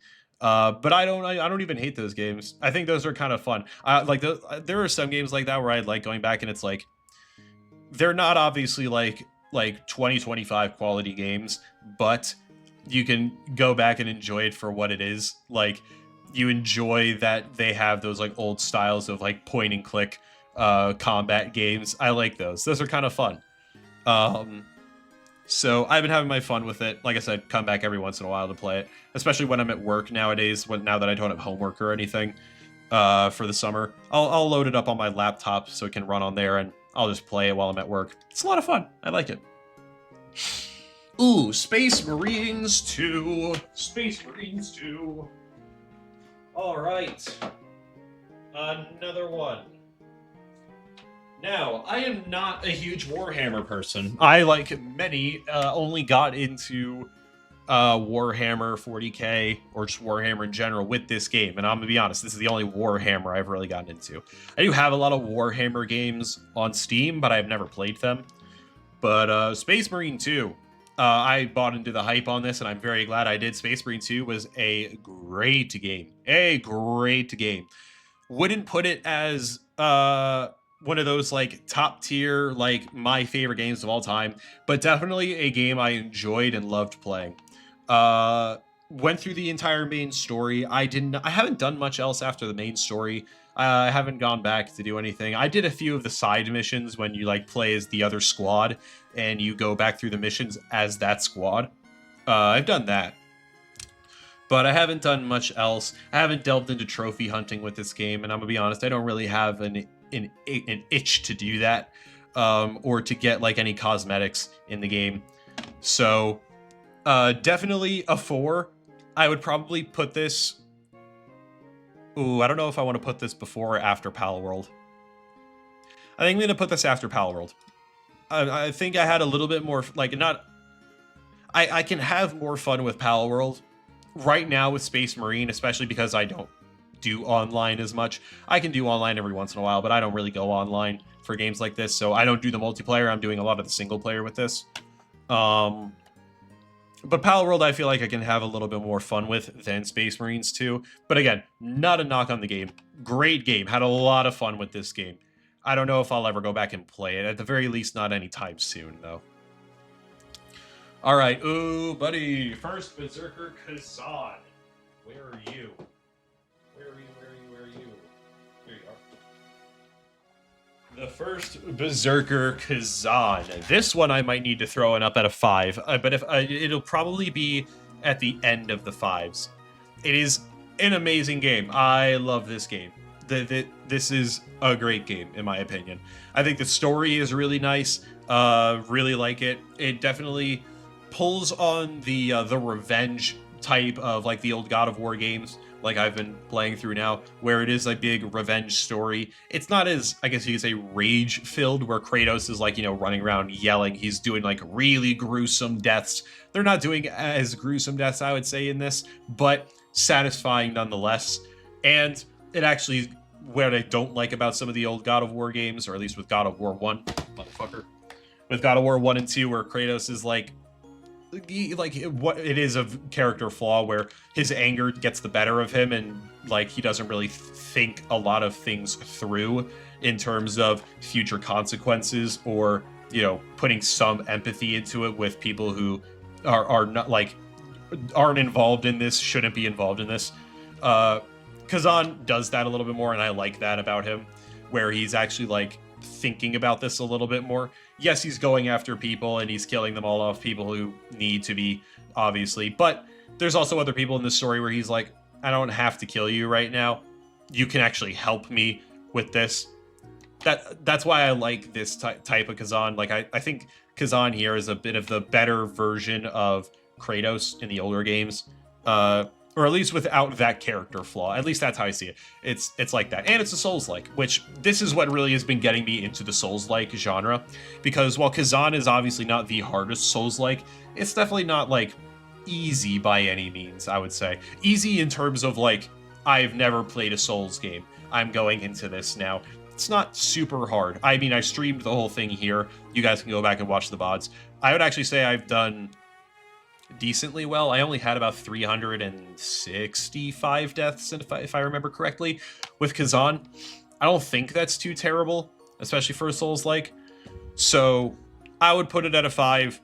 I would put it less than Balatro, but definitely enjoyed it. Definitely liked that game. All right, next up. Oh, buddy. Do I even need to explain? Do I even need to explain why Minecraft Java Edition is going up there in number 5? I don't think I need to explain that, do I? Do I need to explain why? First of all, base Minecraft is already, like, kind of boring, but it is so much fun. Kind of boring, but so much fun. It, like, even just base Minecraft is something where you can go into it and just have mindless fun, exploring, building, doing all that. And then the mods you can do. I've been playing on a server with my friends that honestly I haven't played in like 2 months. I should get back into it.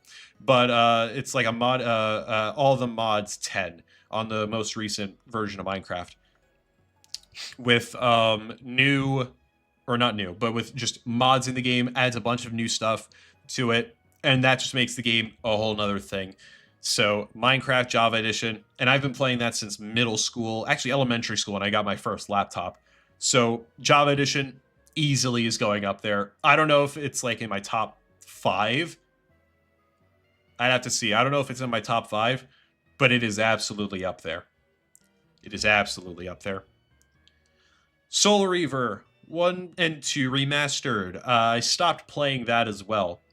I never got into Soul Reaver as a kid. Didn't have a PS2, so never really got into it. But I saw it was getting remastered, and I'm like, you know what? Let's try it out.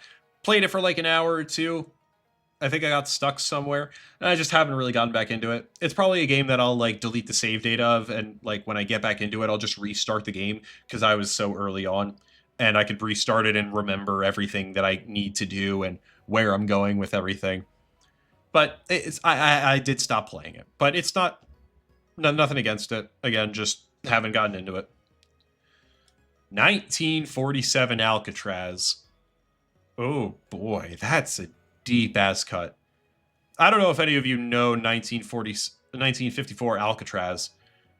I don't even remember too much about this game, if I'm going to be perfectly honest. I don't remember all that much. This is a game I got on Steam. I don't even know where it came from. I think this is actually one... I was trying to look up how to get free games on Steam, and there was like a way you could get Steam keys through other websites, and this one was there for free, so I'm like, fuck it, let's redeem it. Played through a little bit. I believe, if I remember correctly, it's like a murder mystery type thing in Alcatraz. I don't know, or you're trying to escape Alcatraz or something. I got this back in middle school, so I'm gonna be honest, I don't remember too much about it. But I'd throw it at a 2. I did beat the game, so I beat the game. It'll probably go at the end of 2. Yeah. Okay, next up. Astro's Playroom. That's going to be a 4. Astro's Playroom is going to be a 4. I'm putting it under Super Hot VR, but above Power Wash. Astro's Playroom was a nice, fun game. It was, for anybody that does not know Astro's Playroom, it is the little pack-in game with the PS5 of their little flagship guy, Astrobot. I think he's, or it.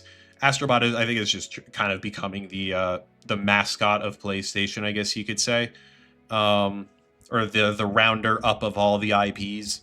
But Astro's Playroom was definitely a lot of fun. It was a nice short 5-6 hour thing, especially to platinum. You just play through the game. It's a 3D platformer. Really liked that. The graphics were amazing. Obviously, all the PlayStation memorabilia in it. Absolutely throw it up there. And then going right off it, we're getting into the franchises now. Astrobot. I think that needs to be above Balatro. Yeah, because I even voted for Astrobot for Game of the Year. Yeah, Astrobot definitely needs to be above Balatro. Yeah, Astrobot was a beautiful game. It was basically Astro's Playroom, but longer, more memorabilia, more nostalgia bait. It is nostalgia bait. Just more content, all around better. If I put Astro's Playroom in 4, Astrobot has to be in 5, especially when I voted for it and it did win Game of the Year. Has to be up there. Has to be up there. No shot, it's not. Oh, the next franchise, South Park. South Park, the Stick of Truth, baby. Ooh. I don't know if I want to put this in a 4 or 5.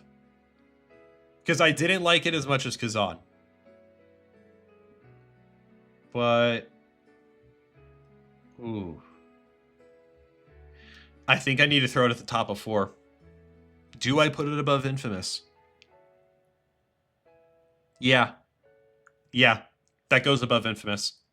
That goes above Infamous, in my opinion. Absolutely. Yeah. Yeah. Now I'm thinking about it. It goes above there.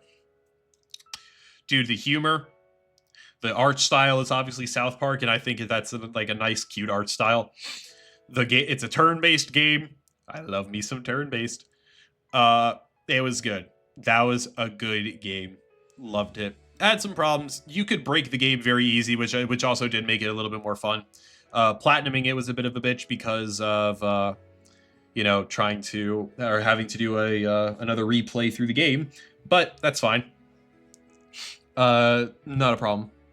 But it was nice. It was a nice game. I liked it. Now, the South Park: The Fractured But Whole. Now that can go up into a 5. That can go up into a 5. South Park: The Fractured Butthole. I would even put that over Kazan. That one I would put over Kazan. Did the Stick of Truth a lot better. Definitely went away from the the Lord of the Rings spinoff into a superhero spinoff, which never really been into Lord of the Rings. Never really did that. Me and my dad tried to watch The Hobbit when I was in middle school. And I think we got halfway through and we just weren't very interested in it. So we're like, okay, let's shut this off. Nothing against that. That was middle school me. Maybe if I watch it now, I'll love it. Who knows? But superheroes, I've been a Marvel fan ever since elementary school. So Spider-Man, Marvel, all of that. Obviously, I like that. And they were doing the whole Marvel versus DC in there. The game looked a lot better, ran a lot smoother. They had, again, more content in the game. The jokes were a lot more wild in this game. Definitely loved that game. And they had the DLC, which I'm also tacking on here, which was really fun with Casa Bonita and the campgrounds. That was fun too. Loved that. Oh god, and then we come up to here. Oh god. I streamed this one too. If you want to check out what my stream of it, you can go onto my VOD channel. South Park Snow Day. This is a 1. This is going into a 1. I would put it above Outlaws. I would put it at the number 1 of 1s. because at least it was still a game you could play and it was fun. And and like me personally, I beat the game, so I at least played through the whole thing. Other than like Star Wars Outlaws, where I dropped it. Oh dear lord, that was a bad game. Again, it was another one that it was just kind of like it did not live up to the hype. But I remember hearing about it, and they were like, "Oh, it's going to be an open world 3D. We're stepping away from the original South Park art style." Ooh, why did you do that? Why did you do that? That's one of the reasons the other two games were so good, because it felt like you were in an episode of South Park. And then you turn it into a 3D game. Now I don't feel like I'm in the game anymore. I don't feel like I'm in an episode of the show. I just feel like this is a game with the characters in it. That was a downside. And then they also reverted back to the Lord of the Rings, which is fine, but like you didn't want to go with anything else. You didn't want to do anything else here. You got like 20 seasons of content, and you went back to this. We couldn't have done anything else. It had to be this. Like that's just kind of my thing. It's like why'd we go back to something we've already done? And then tack on Snow Day, which doesn't even like it's all about a snow day, but then we're also implementing characters and the themes from Stick of Truth. That was a little confusing to me. And then the game was also only like 6 chapters, which is fine in itself, but each chapter was like an hour long, which I know I have like Astro's Playroom up there, but Astro's Playroom, we went in there knowing it's a small pack-in game. Snow Day, we assumed, was supposed to be like a bigger game. Snow Day was supposed to be a bigger game, especially when you're coming off of something like The Fractured But Whole, where that was, what, 20 hours, if I remember correctly? 20 to 30 hours of gameplay, and then if you include DLC, maybe more. When Snow Day's like 6 hours, the humor was kind of shitty. There was a lot of bugs when I first played it, or not a lot of, but there was some bugs. It was a co-op game thing. I was not enjoying it. By the time I got to the end of the game, I was like, okay, we're not. As soon as I'm done with this game, throw it to the side. We're done here. We're done here. I will not be platinuming this game. We will leave it at that. But I didn't even go grab it. Like I didn't even go. Actually, I didn't grab a few of these games. I just, fuck it, I don't even care. I'm just not grabbing games anymore. Who cares? Whatever. Fuck you. I don't care. Spider-Man! Spider-Man! Spider-Man.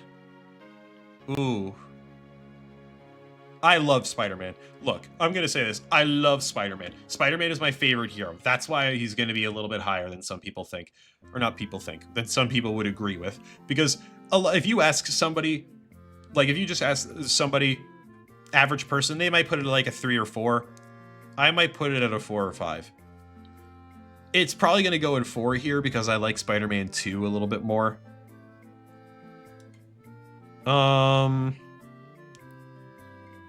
I'd put it above Palworld, but below Infamous.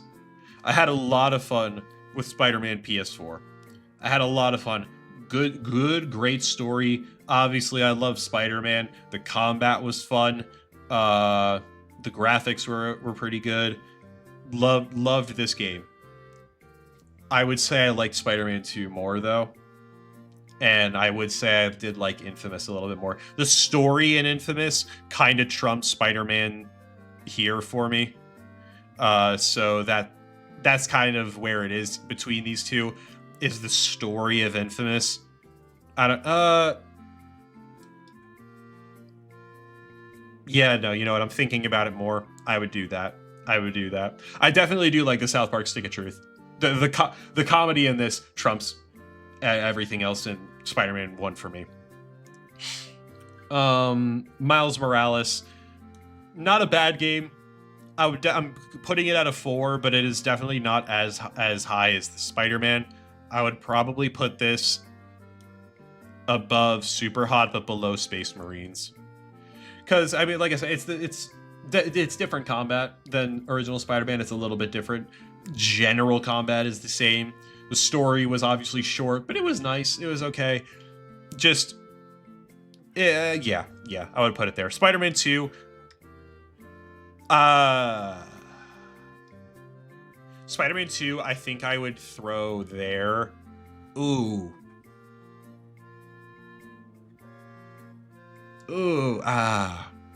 I'm thinking here. Because I really liked the combat in Spider-Man 2, and that's a big factor in why I like it. The story was okay. I think I like it just about as much as Spider-Man 1. Combat is better, and I like it because of the combat. The web swinging is a lot better in it and more versatile. Do I like it more than South Park, The Stick of Truth, though? I don't know about that. And maybe it's because Stick of Truth is more dumb fun. Stick of Truth is a lot more like dumb fun, while Spider-Man 2 is still fun, but it's, I guess, more serious fun, I guess you could say. I'll leave it at that. I think I'll be leaving it at that. Yeah. Okay. All right, we're getting into the Mario. We're getting into the Marios. The Marios. Okay, we're also gonna move these to the side. Fucking bitch. Okay, hold on. Do that first. Move Smash Bros to the side. We'll move that up.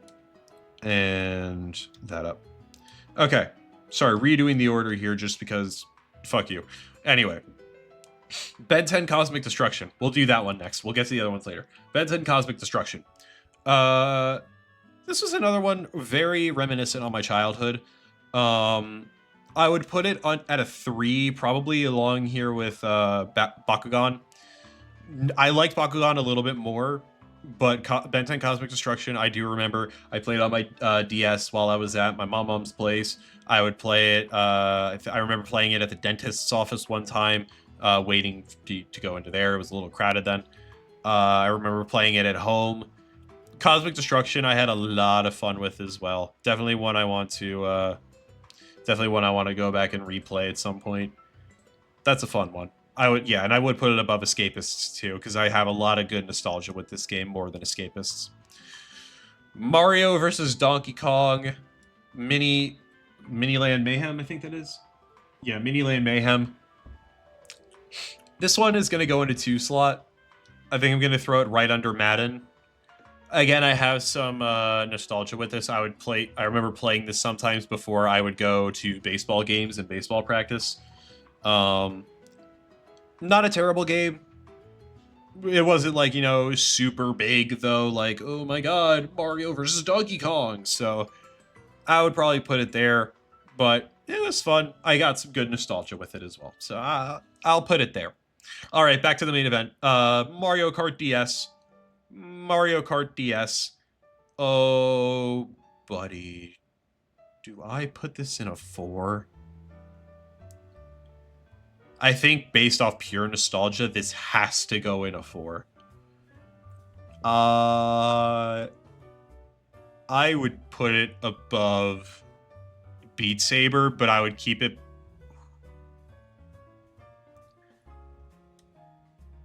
I would do that. Yeah, I would do that. Because Mario Kart DS, Yeah, I liked Mario Kart DS a lot. But... I played that when I was a little kid, but like back in kindergarten, where I wasn't super into Mario Kart. So I think that's partially why I'm putting it here. Still nostalgic, still have a lot of fun with it, but I wasn't as into Mario Kart as I was when I got some of these other Mario Kart games. So I played with some of the kids while I was at kindergarten, and I would have some fun with that. Would play some of the party modes. It was fun, but I have more nostalgia for some of the other Mario Karts here, and more fun.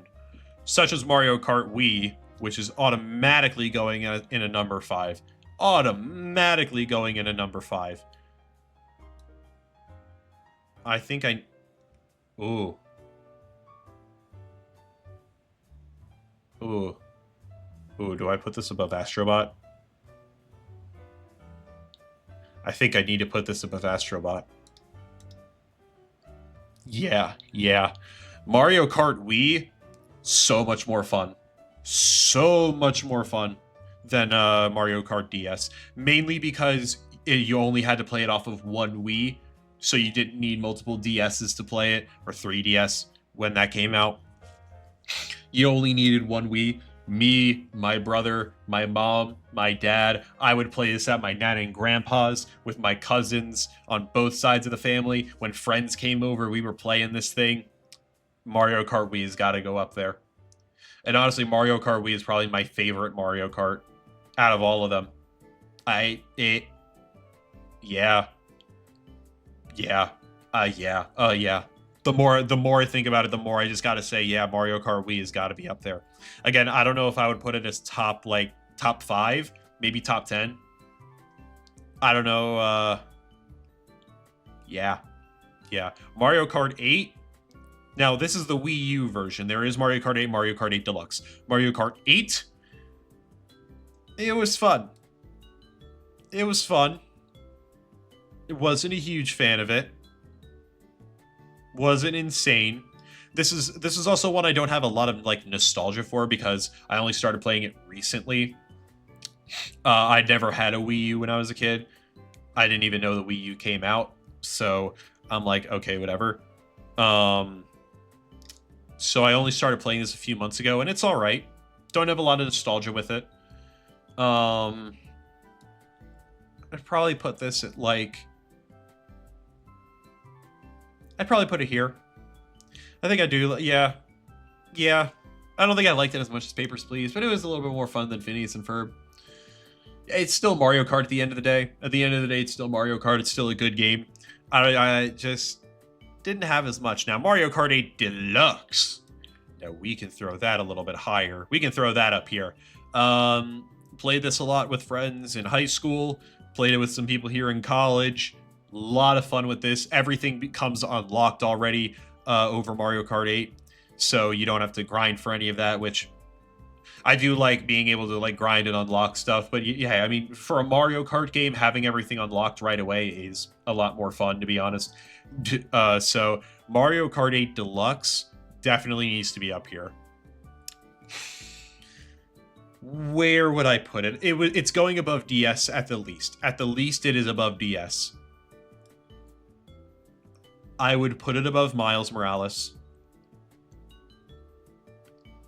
I don't know if I would put it above Space Marine. You know what? Yeah, Space Marines I would. I don't know if I would put it above Pal World. Yeah, I don't think I would put it above Pal World. I think right there is good for me. Yeah. Because here's the thing. I've had more fun with Mario Kart 8 Deluxe. Over time, I've had more fun. But I like Pal World a little bit more. Yeah. All right. Ooh, now Mario Party DS. Now that needs to be in a 5. That we can put at the end of the 5s. Oh, you know what? No, Kazan. No. Yeah. This is fine. That has to go in 5 for me. Mario Party DS was literally my 8th grade lunch table. That's just 8th grade for me. Mario Party DS was 8th grade for me. Dude, I would go... and I don't even own Mario Party DS. I don't even own a copy of it. I should, actually. I should go on eBay right after this and go buy a copy. But, Mario Party DS, my friend had Mario Party, and if anybody doesn't remember how DS and 3DS worked, there was local play or download play. So, we would all I had a 3DS, my friend had a 3DS, my other friend had a 3DS, and then the guy who had Mario Party DS also had another DS that he would bring for our 4th friend who would sometimes play with us. But we would go and we would sit there at lunch, we would eat, and we would play some fucking Mario Party DS. And holy shit, dude, that was the time of my life, dude. Oh my god, that was literally the best lunches I would have was sitting there playing Mario Party DS, bitching about, I think it was Daisy as an NPC, who would just fuck me over. Daisy would, as an NPC, would fuck me over all the time. Oh my god. I would also yell a lot. I was getting into it. And you know what's funny? Back in middle school, where we were sitting, we had like those long tables, and we would sit on one end of the table, the 3 or 4 of us, and then on the other side was some like the popular girls. Dude, the popular girls. But dude, we would sit there and we would be screaming and yelling at each other, being like, "Oh, you motherfucker, you took my star, you son of a bitch, you guys teamed up on me." They would look over at us. It was, in hindsight, that was embarrassing as shit. We had like teachers and like we had security police people going around the schools sometimes. Not a lot, just 1 or 2, but one of them would always be in the lunchroom. And even they came over at some point, so they're like, "Guys, chill the fuck out. We can hear you on the other side of the room. Calm down." And this isn't like a small cafeteria either. This is a big cafeteria. Like, there was like maybe 200 people, 1 to 200 people in the room at any given lunch hour. So like it was a big room, and a lot of middle schoolers talking loudly. Dude, they can hear us on the other side of the room. That was fun. But yeah. Oh, so many great memories with Mario Party DS. So many great memories. That easily has to be at a 5 for me. New Super Mario Bros. Wii. This might have to be at the top of 3. I have a lot of fun nostalgia for this game, playing it back in elementary school, because I would go to my grandparents, my nana and grandpa's. We would go there after school, because even though we lived closer and we could walk home, my parents didn't want us being home alone because they couldn't get home until like 4 or 5 p.m. and our school let out at like 3:30. So they were like, "Okay, you can go to your nana and grandpa's. You'll stay there for half an hour, hour and a half, whatever. You'll do your homework and stuff, and then we'll come pick you up." So we would go there, and when we're done with homework, we would always play on the Wii. We would play a bunch of stuff. Mario Kart Wii would be one of the games that we played. But we would also play a lot of New Super Mario Bros. Wii. Definitely a fun game. It's just, we didn't play it that, like, as much as some of the other games, like Wii Sports Resort, Mario Kart Wii. We didn't play it as much as those, but it was still fun for when we did play it. I definitely still liked it. I would put it above Bakugan, definitely. But I don't know if I would put it above Beat Saber and how much I had fun with that. It's good there. Ooh, Mario Wonder. Mario Wonder. Okay, this one is definitely getting thrown into the 4 area. Probably at the end of 4. Yeah. Yeah, I would throw it at the end of 4. I think that's a good place. Mario Kart Wonder, I got it last year when it came out. Played the entire game. I guess you could say 100%ed it. I got all of the flowers. I got all of the secrets. You get all the purple coins. I unlocked all... Well, no, I didn't unlock all of the little standees, but I got most of them. Had a lot of fun with the game, though. It was a nice, cool game. I remember one night just sitting there and blazing through trying to get the final level and beat that. Like that final hidden level at the top. So that was a lot of fun. I liked it. It was a good game. Definitely. Good graphics too. I definitely liked the different art style, like little art style they were going towards. It was nice. Super Mario Galaxy easily is going into a 5. Probably. Ooh. Okay, we need to start a war here. Astrobot or Galaxy? Astrobot or Galaxy, because this is... Ooh, hold up, though. You know what? I have to do that. I think I have to do that. Yeah. You know what? Yeah. Here's why I do this. I enjoyed Mario Bros. More than I enjoyed Galaxy more than I enjoyed Mario Kart Wii. I enjoyed that more, And I have a lot more attachment to Mario and I guess Nintendo as well than I do to PlayStation and Astrobot. So I would have to put Super Mario Galaxy above Astrobot. Yeah. Yeah, I will be fair, a lot of that is nostalgia. I will absolutely be fair, a good amount of that is nostalgia and like and all of that. But I might have to put it above there. Astrobot is still a goated game. Do not get me wrong. We're not saying that it is a bad game. Astrobot is a goated fucking game. Probably one of like my favorite game of last year, I would say probably. I'd have to look back through to be sure, but probably my favorite game out of last year. But yeah, I would have to say Galaxy is above it, in my opinion. And this is all my opinion. Couldn't tell if you noticed. This is all my opinion. That's why Expedition 33 is staying up there. I know nobody said that in like an hour. I don't care. I'm still saying it. Mario Odyssey. I didn't hate Mario Odyssey. I didn't love Mario Odyssey either. It was alright. It was cool. Definitely not at a Galaxy level. Odyssey was alright. It's definitely in a 4. It's not in a 5. It's definitely in a 4. I liked it more than Wonder. That's definitely true. I would say I liked it more than Super Hot. I would say I liked it more than Mario Kart 8. No.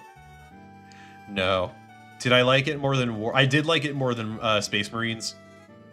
I did like it more than Space Marines. I would put it above that. I don't know if I would put it above Mario Kart 8 Deluxe, though. Because 8 Deluxe, I also have all of, like, I've been playing it with friends and stuff, so I've got some of that. Mario Odyssey, I played it. I beat the game, I think, 2 or 3 times. Oh, like, over the 7 years that I've had it. And then I haven't really touched it since. So, I don't know. I think I would leave it there. That's fine. Yeah. That's fine. Super Mario RPG. This is going to go in a 3. This is going to go in a 3. Not the end of 3. You can see the gears turning in my brain. I'm finally trying to think about, like, oh, do I actually like these games or not? I would put Super Mario RPG up here. In a 3, definitely. It's not a 2, it's not a 4. I don't know if honestly, I think I kind of like Job Simulator more than Super Mario RPG. I think I like Job Simulator more than Super Mario RPG. I'm gonna be honest. I like Super Mario. No, yeah. I like Job Simulator better. Super Mario RPG, I did stream it as well. Go check it out on the VOD channel if you want. I did stream it. It was nice. It was fun. It's obviously different than the Mario I'm used to, obviously. And it was a turn-based RPG. I had fun with that. I would say I like Job Simulator a little bit more, though. Yeah. Oh, Brothership. Oh, we can finally add another one to this column. Oh, God. Or this row. I dropped Brothership. It was getting very repetitive. It was getting very, very repetitive. Or not, it wasn't getting very repetitive. What got me a little annoyed was that we went through the whole island thing. And they kind of limited you in the map. So, like, at the beginning, they limited you to, like, this one sea. And I honestly thought, like, oh, is this entire game going to be this one sea? Okay, that's fine. We'll work with that. I'm like, okay, that's fine. So I went through the entire game thinking that. We went to 3 other islands, and then they said, all right, you're going to go back through all 3 of those islands. And I'm like, okay, I guess. And then you're going to go to another sea that unlocks a whole bigger part of the area. And I'm like, okay, I kind of thought the game was over already. So then we go to the other sea. We're doing all of that. And I'm like, it just started to get a little boring from there, if I'm being honest. It just started to get a little bit boring. Some of the enemy types were starting to repeat a little too much. The story I wasn't super into. There were those like little lamp collectible things, like the little floating, like there's, I guess they're supposed to be like little firefly things. You just collected those for like no reason. So I was trying to go back and collect them, and I'm like, why am I doing this? Why am I collecting these guys? Which apparently I learned later on, you have to go like farther into the game to actually be able to use them for something that I can't remember. But yeah, I'm like, okay, maybe I'll go back into it at some point. But for now, it will steadily stay in the dropped column. It will be staying in the dropped column. Super Smash Bros. Brawl. Super Smash Bros. Brawl. Where do I put you? Because here's the thing. I have Brawl. I've played Brawl a little bit. I didn't play it a lot, though, and that's mainly because I got it back in elementary school, and my brother was not a big fan of Smash Bros. Brawl. He was starting to wean off of Nintendo and stuff and get into some of the other stuff. I think this is actually around... Actually, no, this was middle school when I got Brawl, I think. I think I got this, like, early middle school, because we had redone our basement around then. Yeah. My brother was starting to go over to Xbox at this point, so he wasn't really into Nintendo or anything. He was never super into video games like that in the first place. He just had a DS and the Wii, and we obviously just played it all together, but he was never super into Smash Bros. Brawl. I don't know. I definitely had more fun with it than Super Mario RPG. But I don't think I would put it above Job Simulator either. Yeah. Yeah. You know what? No. This is getting dropped down to a 2. And I would put it above Kindergarten. Yeah. Yeah. Because I still had fun with this. Like, I still played it by myself, and my brother did play every once in a while with me. I played it with my friends, like, once or twice. I would put it there. Yeah. Yeah, now Smash Bros. 3DS. Now that's got to go into a 4. That's got... you know what? That might have to go up in a 5.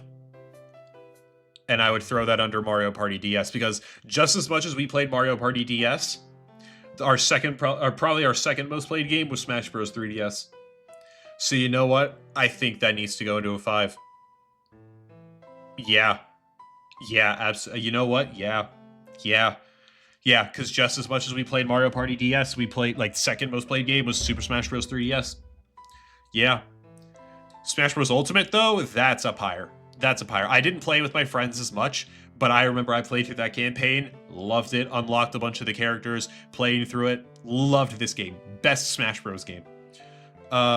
Probably...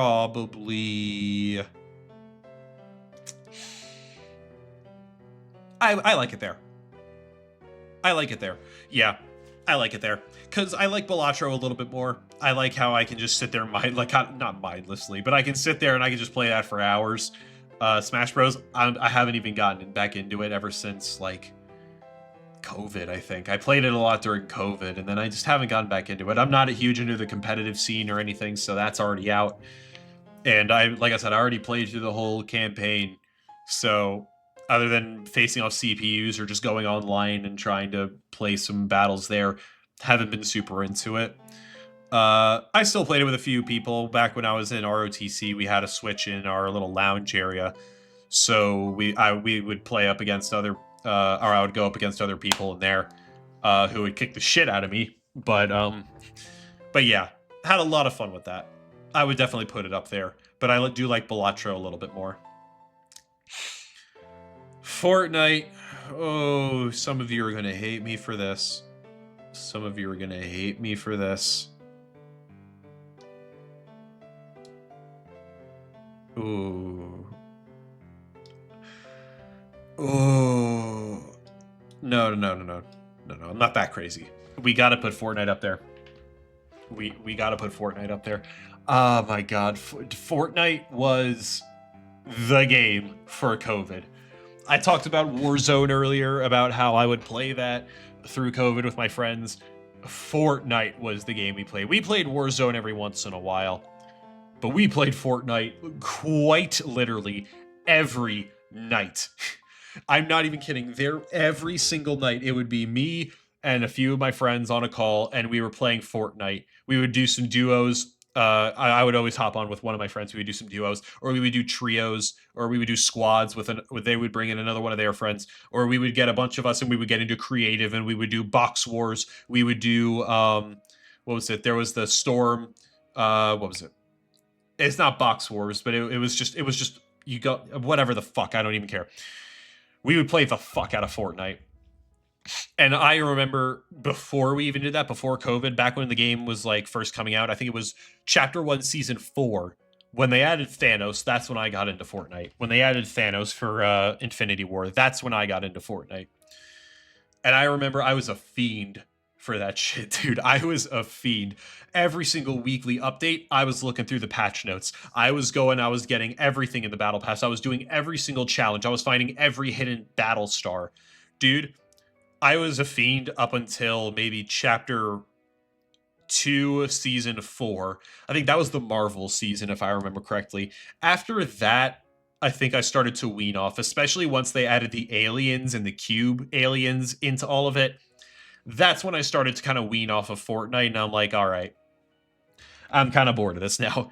COVID was kind of getting out of the way. Me and my friends weren't playing on it as much anymore, so it kind of fell off for me.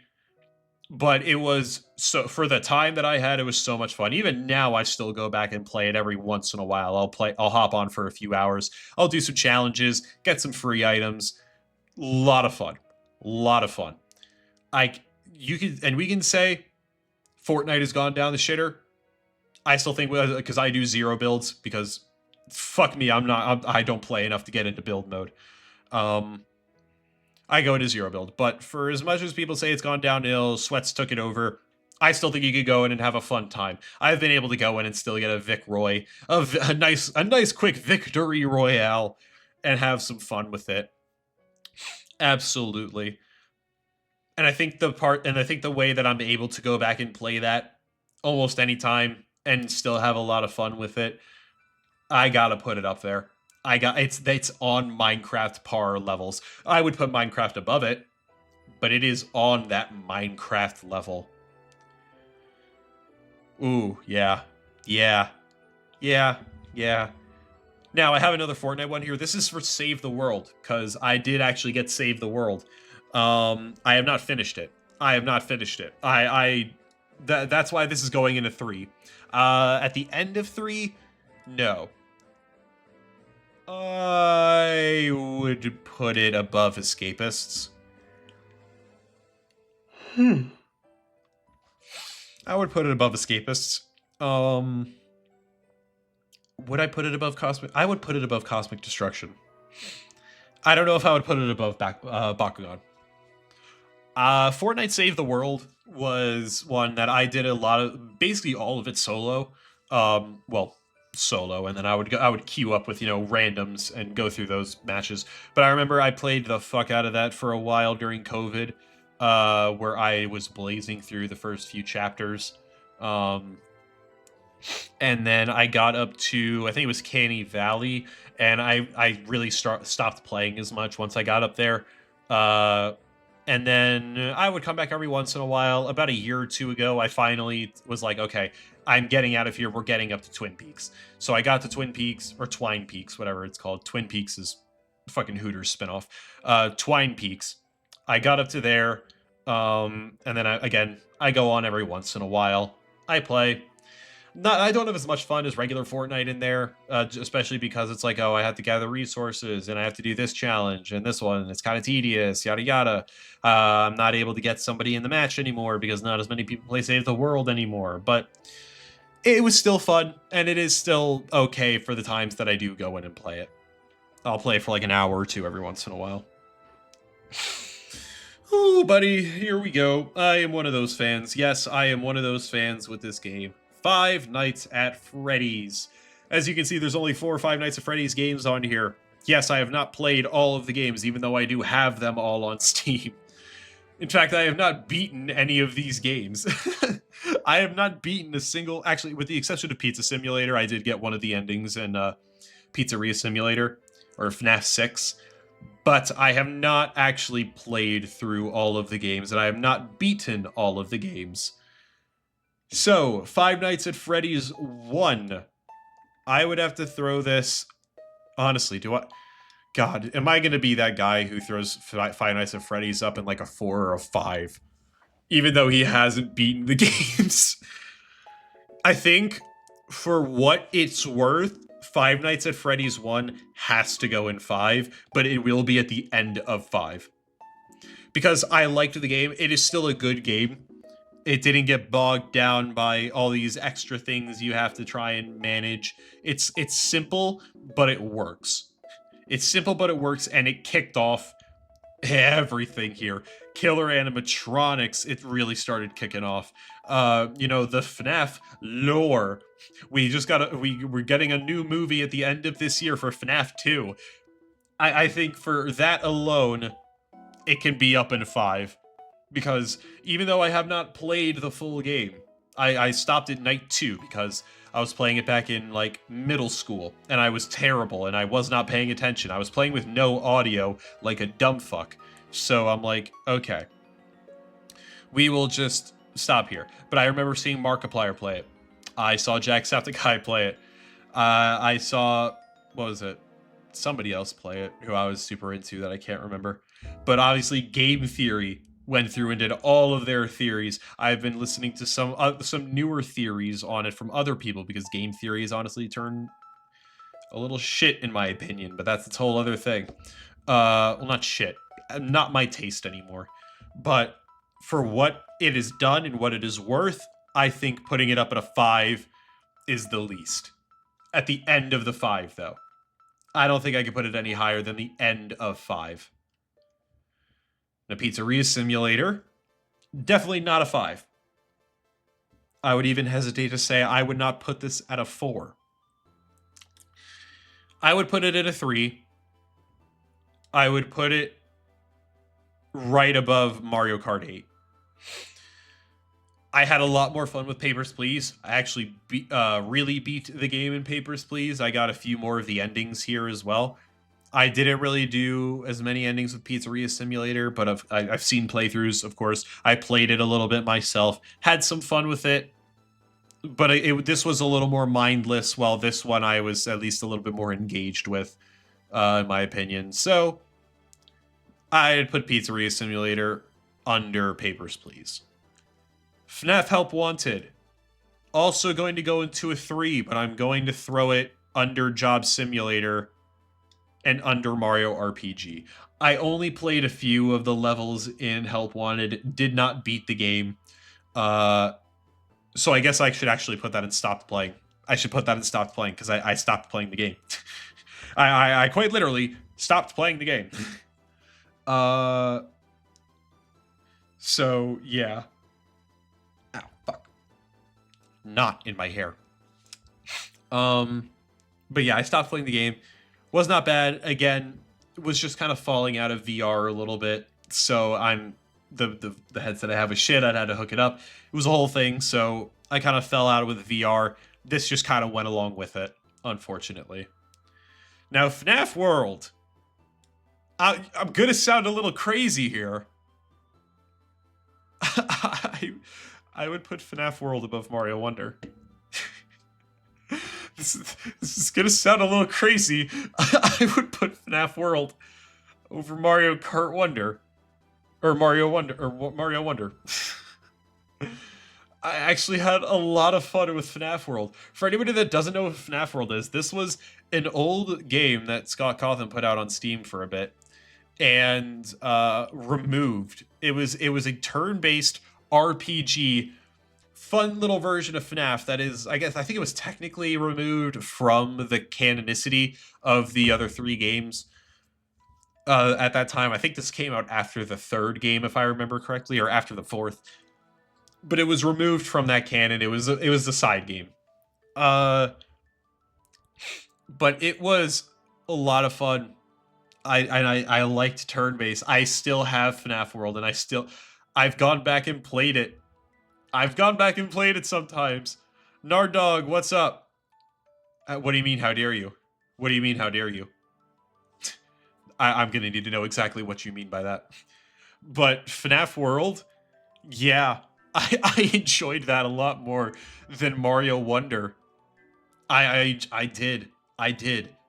I can't sit here and deny. I can't sit here and deny this. All right. Next up here, Emily is away and Emily is away too. I'm gonna be honest. The only reason these are in here is because I played them after I saw Jacksepticeye playing them. These are not going to be very high. I'm going to be honest. These are going to go in 2.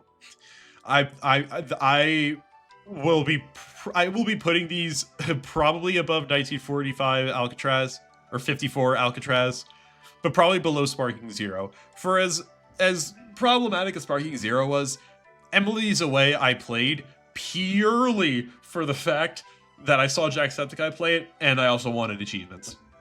So this was like back then when I was in middle school, I was like, okay, short game, Jacksepticeye played it, achievements, let's do it.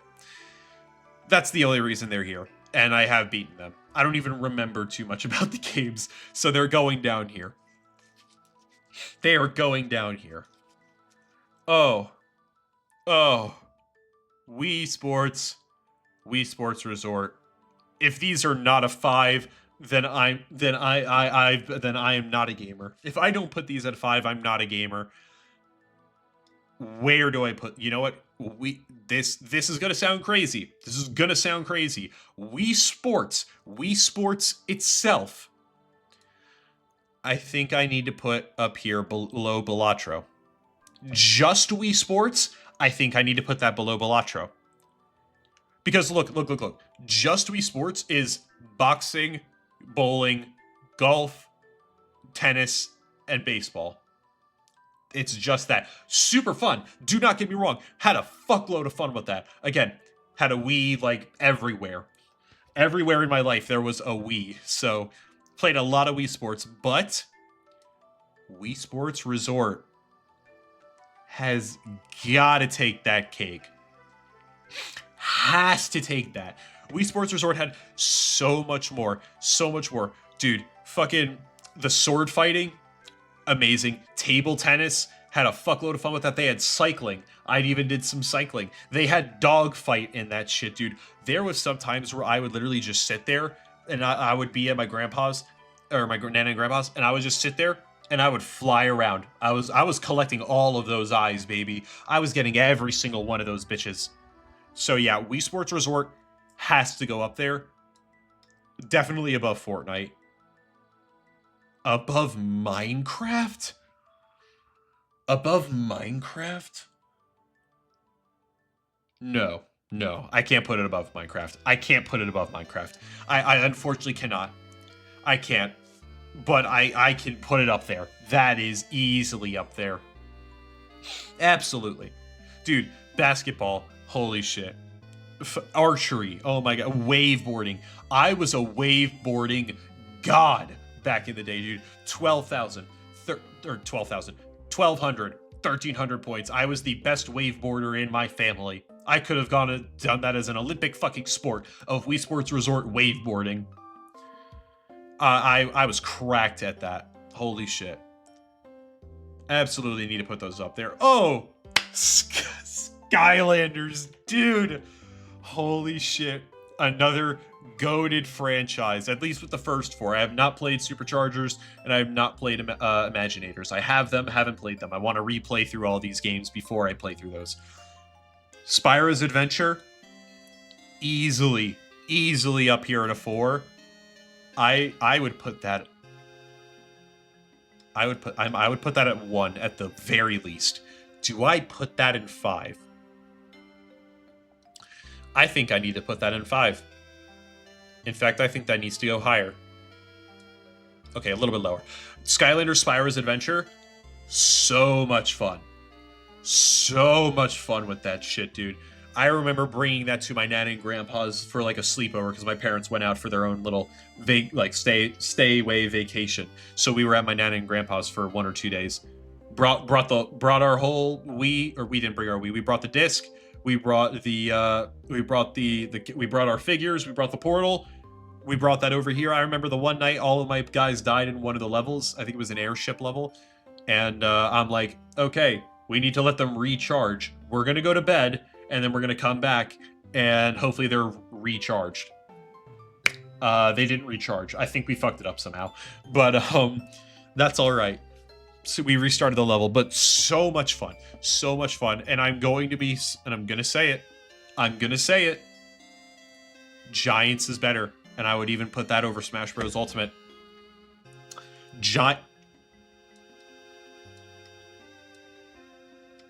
I'm going to say some blasphemous shit right now. Skylanders Giants, better than Balatro. Better than Spyro's Adventures. Better.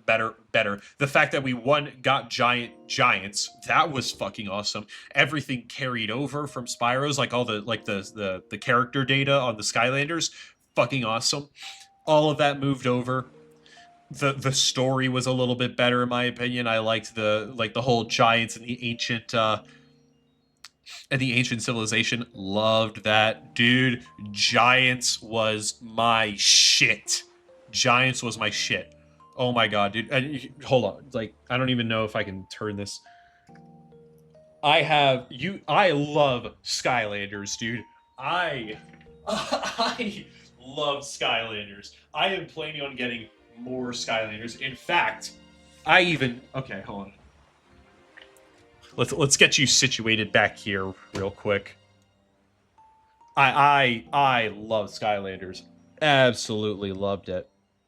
I even have these NFC chips that I've been getting into recently, or not recently. I got into it over the summer, but I'm trying to get like more back into it.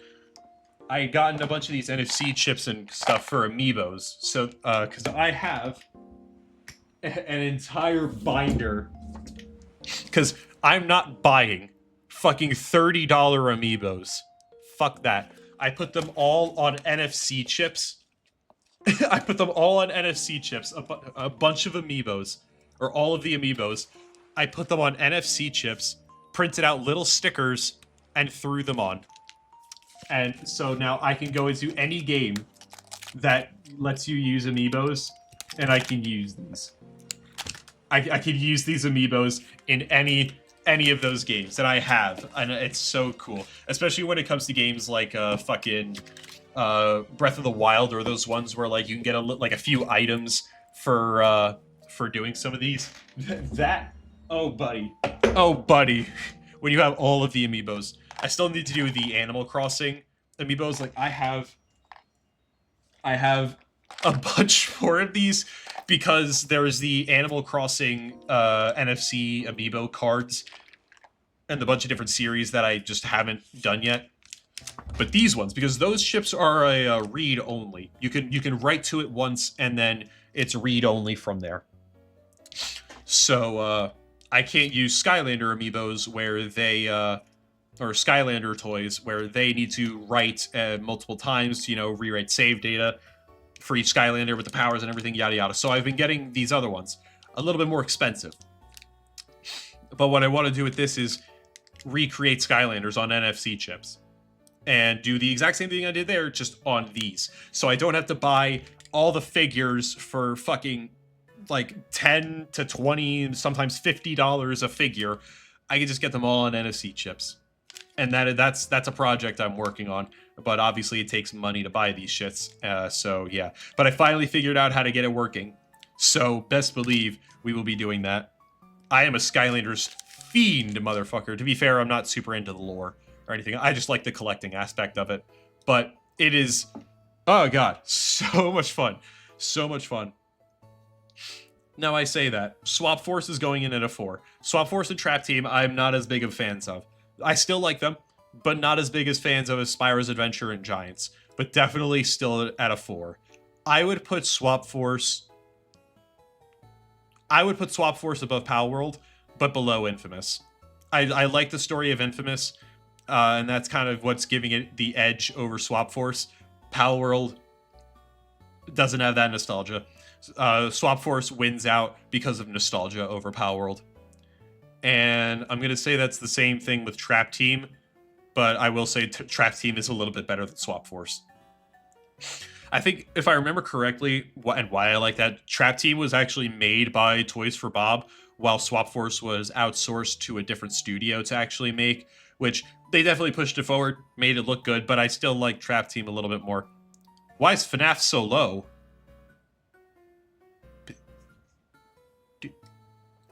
Do you not see where it is in number 5, the highest I can give it? It's because I haven't beaten the game.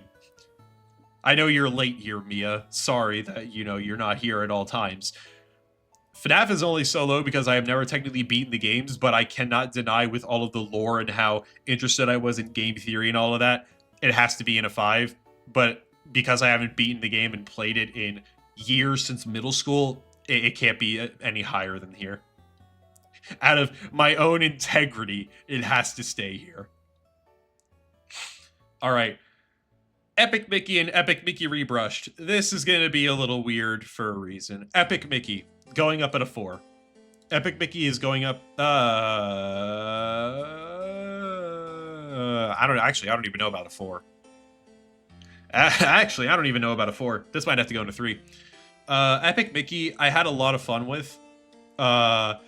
I don't even know where it went. I had it at one point, and then I didn't have it anymore.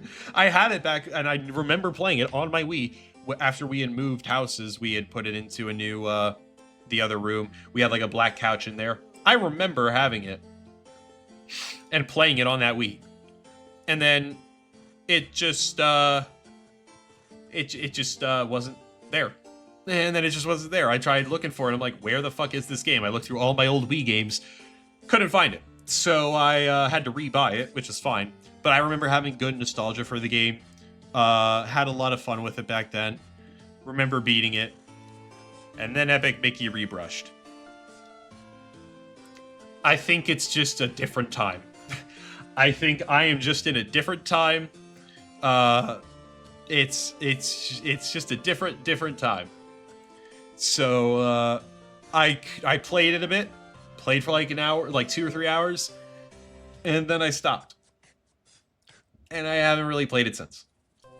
One that I do want to get back into, I just haven't done it, unfortunately. Unfortunately. I haven't upgraded my channel because I don't care like that.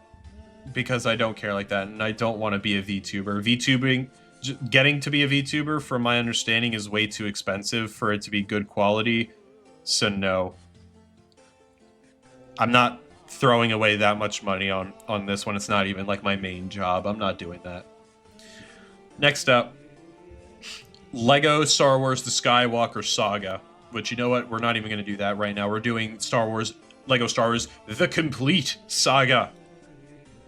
That's going up here. Do I put this at a 5? This might need to go into a 5.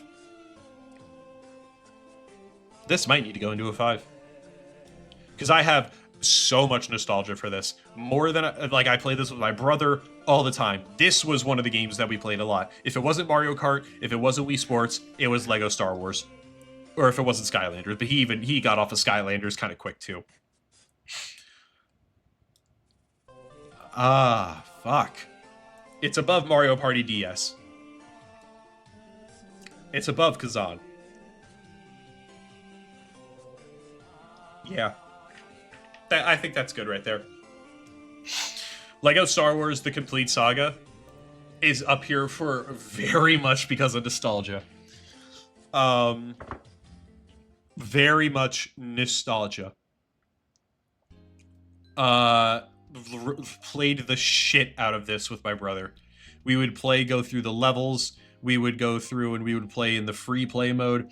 I remember there was even that one little Lego City area where we would just go and we would break shit in there. We would collect characters, collect bricks, collect the stop signs or the stoplights. It's so much fun. So much fun. Cannot say that enough. Now, the Skywalker Saga, it's going in a 4. I only say this because I only say this because while it is technically a better game, It's not the game I remember. They change up a lot of stuff from the complete saga, which obviously changes up stuff from the original games, but it changes it up not in a way I don't like. It's just different than I have played it, and because it's a little too different, I'm like, it's a little too different where I'm like, I'm not there. And then they added the sequels and stuff, so I'm like, eh. So it's definitely a fun one though. Not bad at all. I would put it under Miles Morales. Still had fun with it, still beat it. I was playing the game during the Game Awards last year. That's when I was playing this game mainly. And I beat it like the week after. Yeah. The one thing that does turn me off as well is, like, don't get me wrong, I love collectibles and I love being able to do that. But not when it's like a lot of collectibles. This game, the Kyber bricks in this game, that's a lot of collectibles. There's what, 1,200, 1,400 Kyber bricks within the entire game across all those worlds. That's a little much. That's a little much. I'm gonna be honest. It's a little much. And then there's that in the data cards, as well as all of the different styles for some of the other characters. Obviously, getting all the characters, all the ships, all the stoplights. A lot of collectibles that I'm like, maybe over time, maybe when I literally have nothing to do, like I'm retired and I have nothing to do except sit in and just chill, maybe I'll do it then. But right now, that's E. All right, Legend of Zelda. Haven't been a big Zelda person. Like, I never really got into it as a kid. My parents never bought it for me, and so I never really knew about Zelda until like high school. Or no, I didn't know about it until middle school because my friend was really into Zelda. But even then, I didn't know much about it, so I was never super interested. And I only got Breath of the Wild. What was that? 2023? I think it was 2023. Because I remember I got it, and then I was playing. I started playing it over winter break during my freshman year, and then I stopped playing it, and then I got back into it. I think at the end of my freshman year.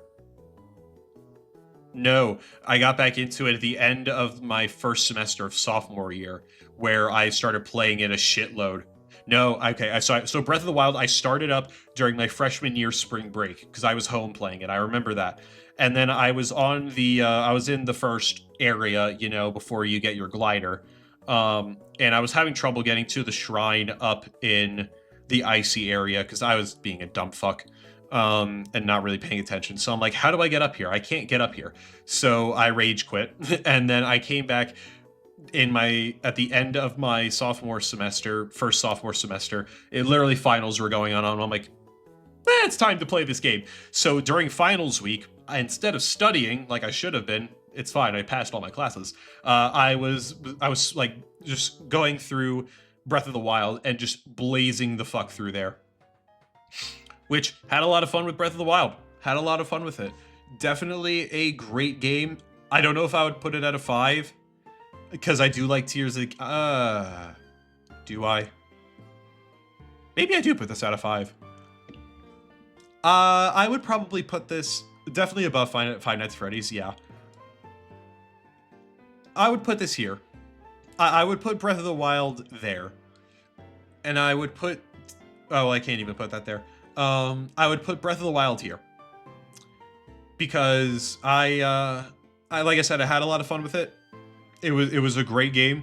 Don't really have the nostalgia factor as I do here.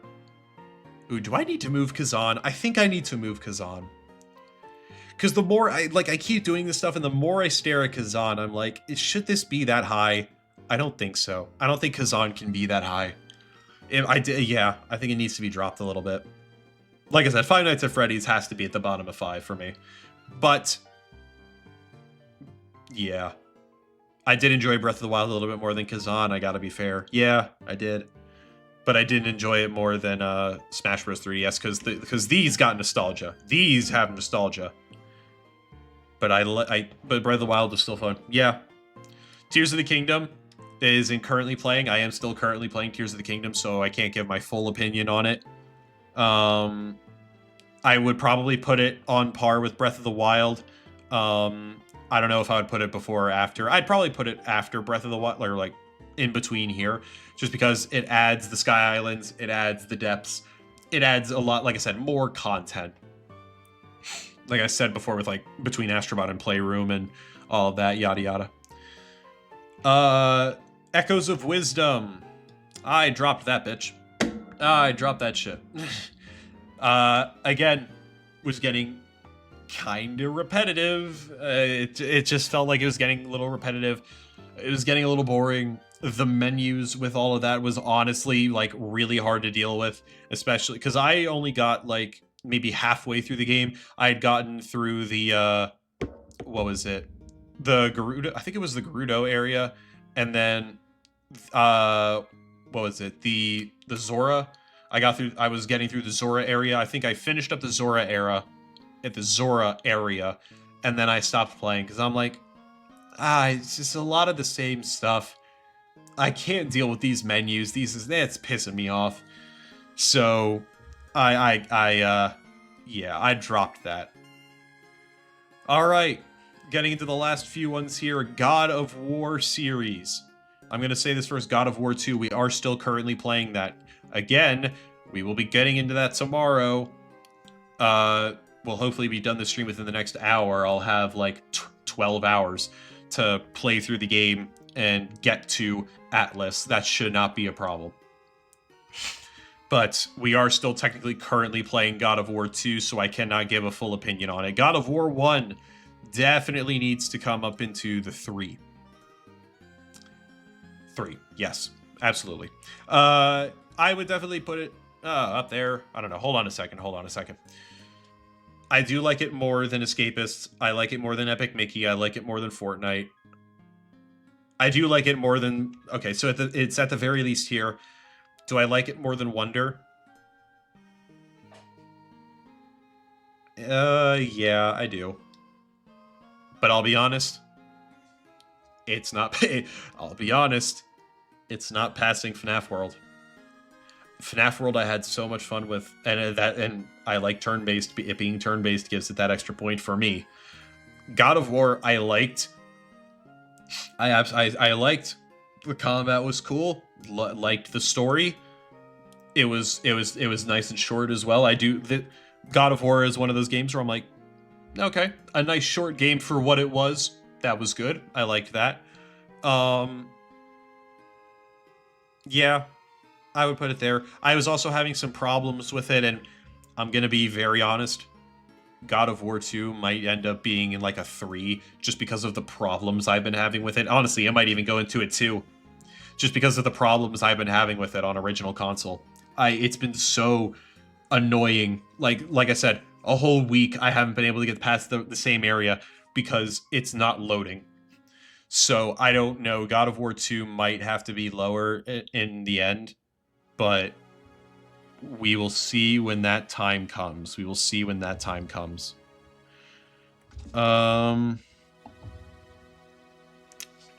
Okay.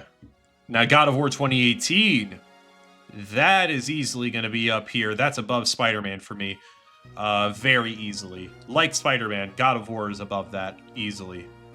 Above Stick of Truth? Yeah. I would say that. Definitely above Kazan.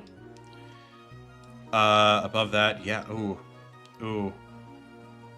I think it might stop here. Actually, no. There. I liked it more than Fractured But Whole. I did. Like, I played God of War 2018 before God of War 1 and all of that, so I obviously didn't know much about Kratos outside of, like, the few things I've seen people say, and I only played 2018 1 year ago. Just over a year ago is when I played God of War 2018. But I loved the story of it. I loved the deep, complex characters. I loved the look of it. I loved, obviously, the mythology. I love mythology. So being able to hear about that was fun. I liked that. And that's why God of War Ragnarok is going to go up here as well. I might need to put that above Giants. Do I put that above Astrobot? Yeah. I think I put Ragnarok above Astrobot. Above Galaxy and Wii? I don't think so. I think it stops there. But Ragnarok, again, it's God of War 2018, but more content, a better story. You actually get to play with Atreus a little bit, and a lot of people complained. I actually kind of liked playing as Atreus. Sakino, what's up? What's up? I liked playing as Atreus in Ragnarok. I liked being able to do that and go into what is it? Go to fucking Asgard. Holy shit. Asgard. Holy fuck. Sakino, hello.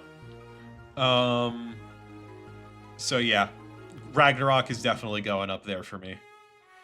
Final Fantasy. Okay, I haven't played a lot of Final Fantasy. As you can see, I've only played through the first, like, 4 games. I played these through Pixel Remaster. I'm playing these through the Pixel Remaster version of the game, 1 through 6. Still working my way through those. I know you don't technically need to play through all of the Final Fantasies in order, anything. It is an anthology series for the most part, so, you know, like, if I wanted to play 7, I don't have to play 3. If I wanted to play 15, I don't have to play fucking 10. I know you don't have to do that, but I always like playing in order. I like playing in, like, release order if I can for these games. So I'm able to get this. I'll play through these. I'll play through 7, and I'll probably do 7, then 7 Remake, then 7 Rebirth, and then I'll move on to 8 and everything else. Sakina, thank you for the subscribe. Thank you. Really do appreciate that. All right, so for Final Fantasy IV, I am still currently playing that. I have not finished Final Fantasy IV. So that's going to be there. I will be honest. I haven't been super into these Final Fantasies. I haven't been into these too much. Not really there for the story all too much. I'll be very honest. It's a very, I mean, it is obviously a remake of a what is it, 80s or 90s game. So obviously it's not going to be like any like super deep story or anything like that. Anything like we have nowadays. But that's still fine. I would probably put it up in 3. I'd probably put these all up in here. You know what? No. I'll put 1 and 3 up here like this. I liked 1 more than 3, if I'm being honest. But in no way is Final Fantasy 2 going up here. That is going in 2. I did like it still, though. I'd probably put it right under Madden. Final Fantasy 2 sucked fucking dick, dude. Dude, Final Fantasy 2 trying to fucking level up in that game. I hated the leveling system. Purely because of the leveling system is why I am not. That's why I'm not putting it up that high. Like, in no way can I do that. No way can I do that. It's sad. It's sad. All right, Pokemon Quest. Oh, okay. Yeah, hold on. So we're getting into the final stretch here. We have all of our Pokemons. This is not going to be what Pokemon games are the best. I'm going based off my enjoyment, my experience with it. I'm not doing like critical game analyst or anything like that. IGN shit. We're just going off of the games and how I liked them. Pokemon Quest sucked fucking dick. I'm putting that lower than Jump Force. You can't go any lower than Concord, obviously, because Pokemon Quest is still up and running. Actually, now that I say that, I have to put it above Jump Force, because Jump Force isn't even still technically up and running as much. You can't get into the online multiplayer. There is only the story mode. But Quest was okay. It sucked, though. I did not like it as much. It was not a oh, thank God. It was not as much of a fan. No bueno. No bueno. So yeah. But now let's get into the actual Pokemon games that I have played. And we are going in reverse order. We're starting with the most recent games. Gen 9. Gen 9.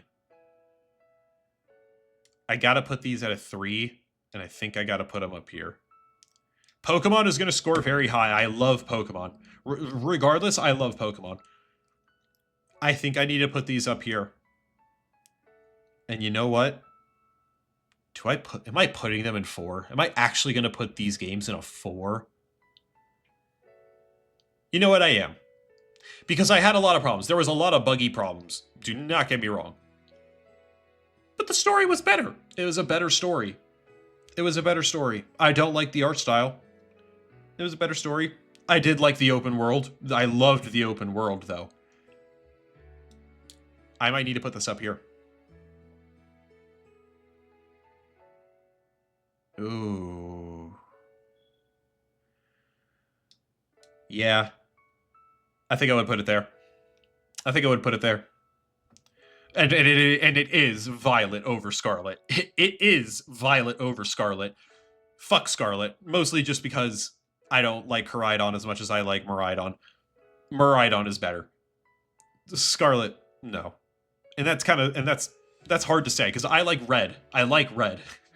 So saying that Scarlet sucked more than Violet. Legends Arceus is definitely going up in the 5 here though. Absolutely is going up here. I would put this on par with Galaxy. I had a lot of fun with Arceus. I still go back and play Arceus because I still want to get some of the quests, like some of the little checklist stuff for each of the Pokemon. I still go back and do some of that. So I will absolutely put it on Galaxy level. Probably one of my favorite Pokemon games of all time. Absolutely. And I definitely have more fun with it than Mario Kart Wii. Absolutely. Absolutely, I'd throw it up there. Next up, BDSP, bottom of the fucking barrel. I don't know if I'd put them here. I'd probably put them here. Because I still had fun with them. I still had fun with them. You know what, and now that I say that, I had more fun with it than Final Fantasy II. Hell, I had more fun with it than Kindergarten. I would put it there. I would put it there. Still terrible. Still terrible games. Did not like them. Did not like them. Mostly because I also have played Platinum. I played Platinum before I played these. So I already knew going into this, so I already knew. We were playing these, I lost so much fucking content. I wasn't a fan of their take on the chibi art style. Didn't really like that. Sakino, what's up? Welcome back, welcome back. I didn't like their take on the chibi art style. Was not a fan. Was not a fan of it. It was just E. It was just E. Didn't like it. Sword and Shield. I'm gonna say this now. I don't know what's been going on in the community where all of a sudden we're acting like Sword and Shield was like this godsend Pokemon game. All of a sudden, it was never a fucking godsend Pokemon game. It was shit. Not as shit as BDSP. Let's be fair there. Let's give them some credit. It was not as bad as BDSP, but it is not as good as everybody was saying it was, at least in my opinion. Did not like these games. I thought the story was terrible. I hate how hand-holdy it was. I hate how it was a little too linear, and not even like, oh, we're like I have to follow these paths. I mean, we are going in a straight line up linear. We're not even going like across linear. Like, I would put these underneath Final Fantasy. I had more fun with Final Fantasy, and I wasn't even paying that much attention to the story. I liked Final Fantasy more than Sword and Shield. Yeah. Yeah. You know what, though? I didn't include the DLC in that. You know what? With the DLC, I would actually pop this up. But where are you going? With the DLC, I would actually pop that up a little bit, because I did have some fun in Crown Tundra and Isle of Armor. I actually did have a little bit more fun there. So I would pop it up to there. But base game sucked. Did not like that. Now, this is one where I'm like, okay, I don't know why people hated this one so much. I liked Pokemon Let's Go Pikachu and Eevee. I didn't like the catching system. I think if that's the reason, understandable. Was not a fan of having to throw like Pokemon Go style. Not a big fan, but I loved the art style. I thought it was great. I loved how smooth it all looked. I thought it looked great. I'm not like a huge Gen 1 dick sucker, but it was like a good Gen 1 game. I would put these up in 4. I would not put them as high as Scarlet and Violet, in my opinion. I would probably put them right here. I'd probably put them right there. I had more fun with them than FNAF World, but I've played Beat Saber a little bit more, and I had a little bit more fun there. Great games. And I liked Eevee more. I gotta say it. I liked Eevee more. That's not even saying... I honestly like Pikachu as a Pokemon more, but I can't tell you why. I just liked Pokemon Eevee better. Maybe it was some of the other exclusive Pokemon that I liked in there that I'm just not remembering right now, but I remember liking Eevee more than Pikachu. Alright, next up. Ultra Sun, Ultra Moon. Roblox? No, I do not. No, I do not play Roblox. Just not a huge fan of it. Can't really get into it, unfortunately. Ultra Sun, Ultra Moon. Definitely not as low as Pokemon Shining Pearl. Or Brilliant Diamond Shining Pearl. I would put them above Sword and Shield. I would put them above Sword and Shield. I think I would put them right in here. I think I would throw them right in there. I like them more than Cosmic Destruction. Actually, no. There we go. I like Save the World a little bit more. Ultra Sun and Ultra Moon was fun. But it did... It was just interesting, to say the least. I will say Sun and Moon are still lower. They're still lower. Because I liked how Ultra Sun and Ultra Moon, they gave you the wormhole in the end, so you could at least go and do all of that. They gave you some more content to do. They gave you more Pokemon, obviously, like the more Ultra Beasts to work with. They gave you more options here. The story was a little bit... It's really the story. The story was just a bit bloated with this. And, like, I like more content, but the story was not great, and it was bloated on top of that. So it was just not that... It was not that great. I'll be honest. I think, like, I liked the idea of the island challenge. I think they had too many challenges, though. Like, or maybe too many... What is it? I don't know. Yeah, like, too many challenges, I would say. It's just too much stuff that they were, like, trying to do all at once. It was just a lot. Because you had the island challenge. You had the evil team as well, obviously. And then all of that. Just...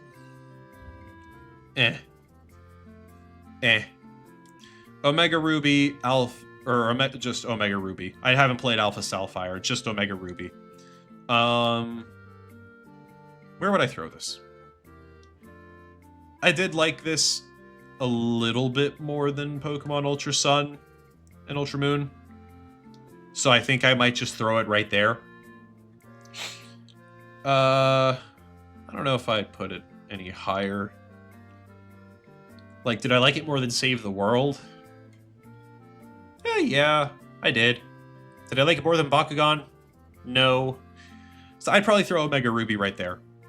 And in the same vein, I would throw Pokemon X there, but I would throw it above Pokemon Ruby. Omega Ruby. I like... Pokemon X was okay.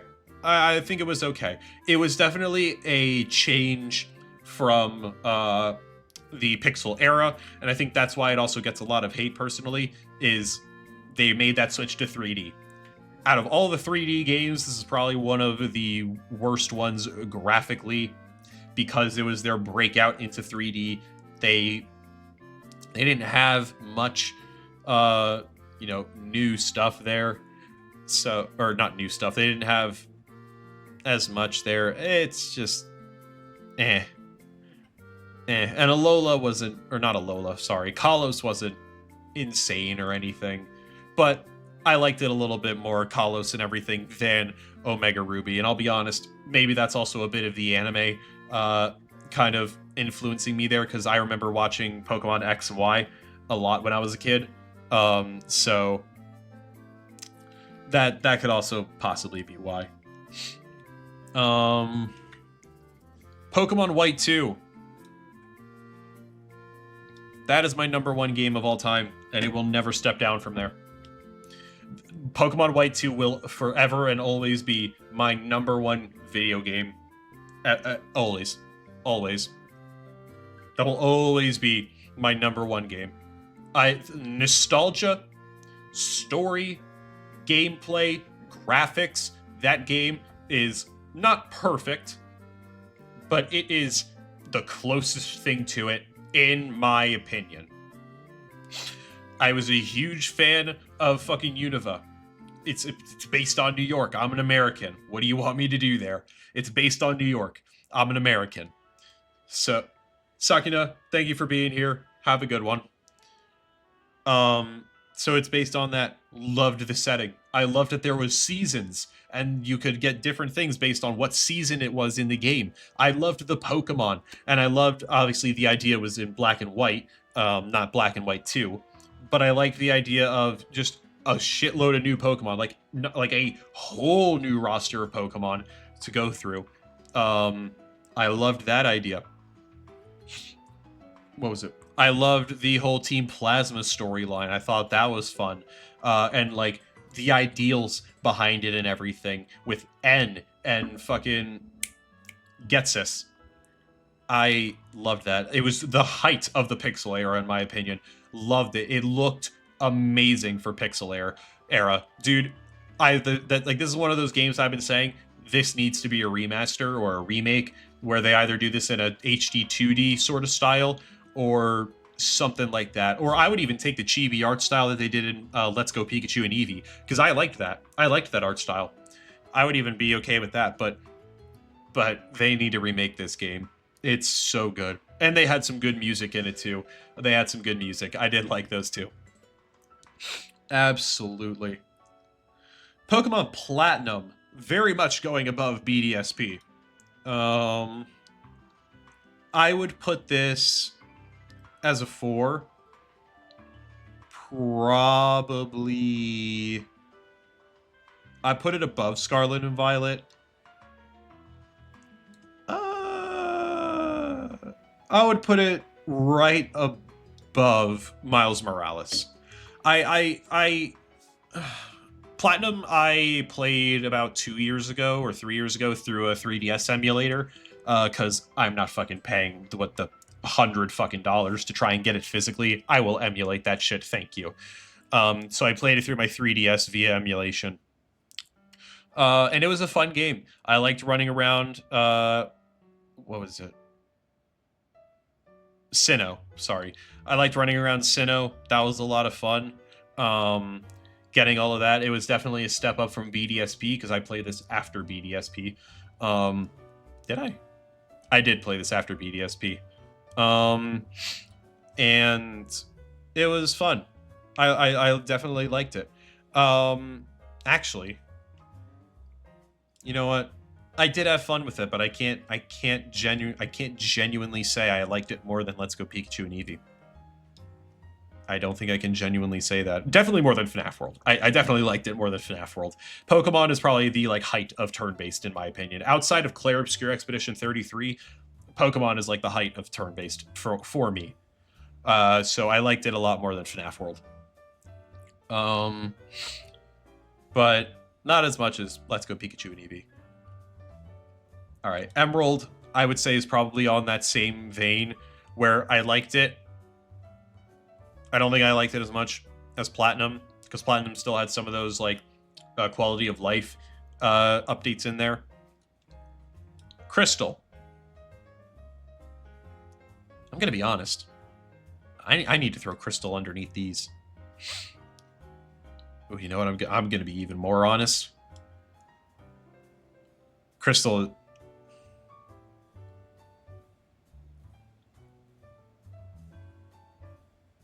Yeah.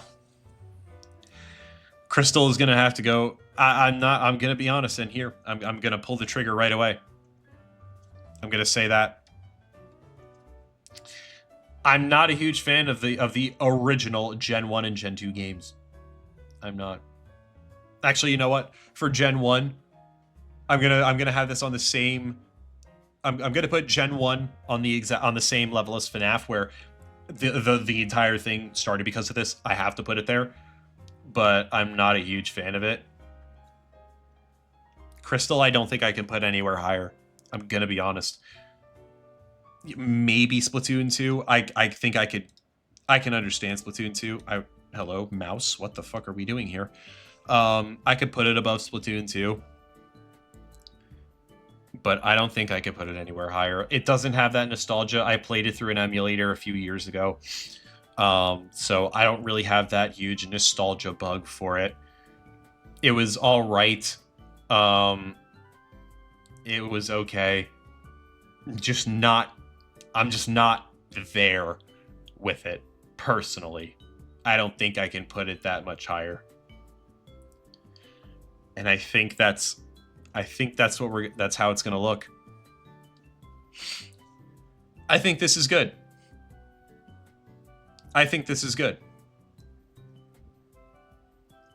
Like, here's the thing. Anything from 3 or higher, I liked. Anything from 3 or higher, I absolutely did like in some capacity. Even at 2, these are games that I like. I was interested in at least. 1 sucked. Stopped playing. Maybe dropped. Sucked. Or I just didn't care enough anymore. It's weird. It's weird. Because it's hard to also, like, define all of these games to one another right now. Because some of these are different genres. Like, you have Black Myth Wukong and Elden Ring. These are Souls-likes. You got God of War 2, hack and slash. Final Fantasy 4, it's turn-based. We got, Spider-Man 2, which is an action game. Same with Infamous. Skylanders and all of that. That's a different genre. Beat Saber and Power Wash, different genre. Like, it's hard to one-to-one say this game is better than this game because they are measured on different metrics. We grade them on different scales. But if I'm going off my enjoyment, how I liked the games, how I remember the games, I think this is what I'm going to have to put it at. I think this is what I have to have my list at. Which means I also have my top 5 here. Pokemon White 2, Expedition 33, Minecraft, Wii Sports Resort, and Fortnite. And then I also have my top 10 with Galaxy, Pokemon Arceus, Mario Kart Wii, Ragnarok, and Astrobot is in the top 10 there. Yeah. That's interesting.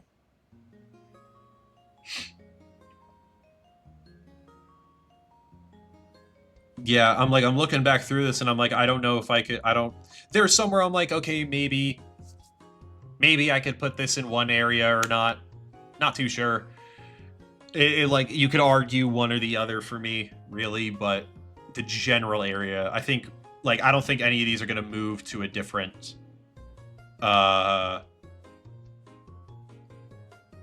you know what? Other than Brawl, because I was looking at Brawl, like, Brawl might need to move up. Other than that, now, I don't think anything else is going to move out of the general area that it is currently in. It'll probably stay in its general area, maybe swap with 1 or 2 other games, but these are all staying in their areas. Squid Launcher, welcome, welcome. Tears of the Kingdom is currently it's on top. I am still playing through it, but right now it would be out of 5. For my current, how I'm liking Tears of the Kingdom, it would be out of 5. Probably just above Breath of the Wild. I don't know if it would go any higher than that, but Tears of the Kingdom is great. I'm loving that. So yeah. Y'all can see what we got here. Hopefully I can get some of these stopped playing up here. I can get back into them, especially stuff like Marvel Rivals and Borderlands 3 by the end of the summer. Maybe Portal I can go back into and play. I would like to get those up here.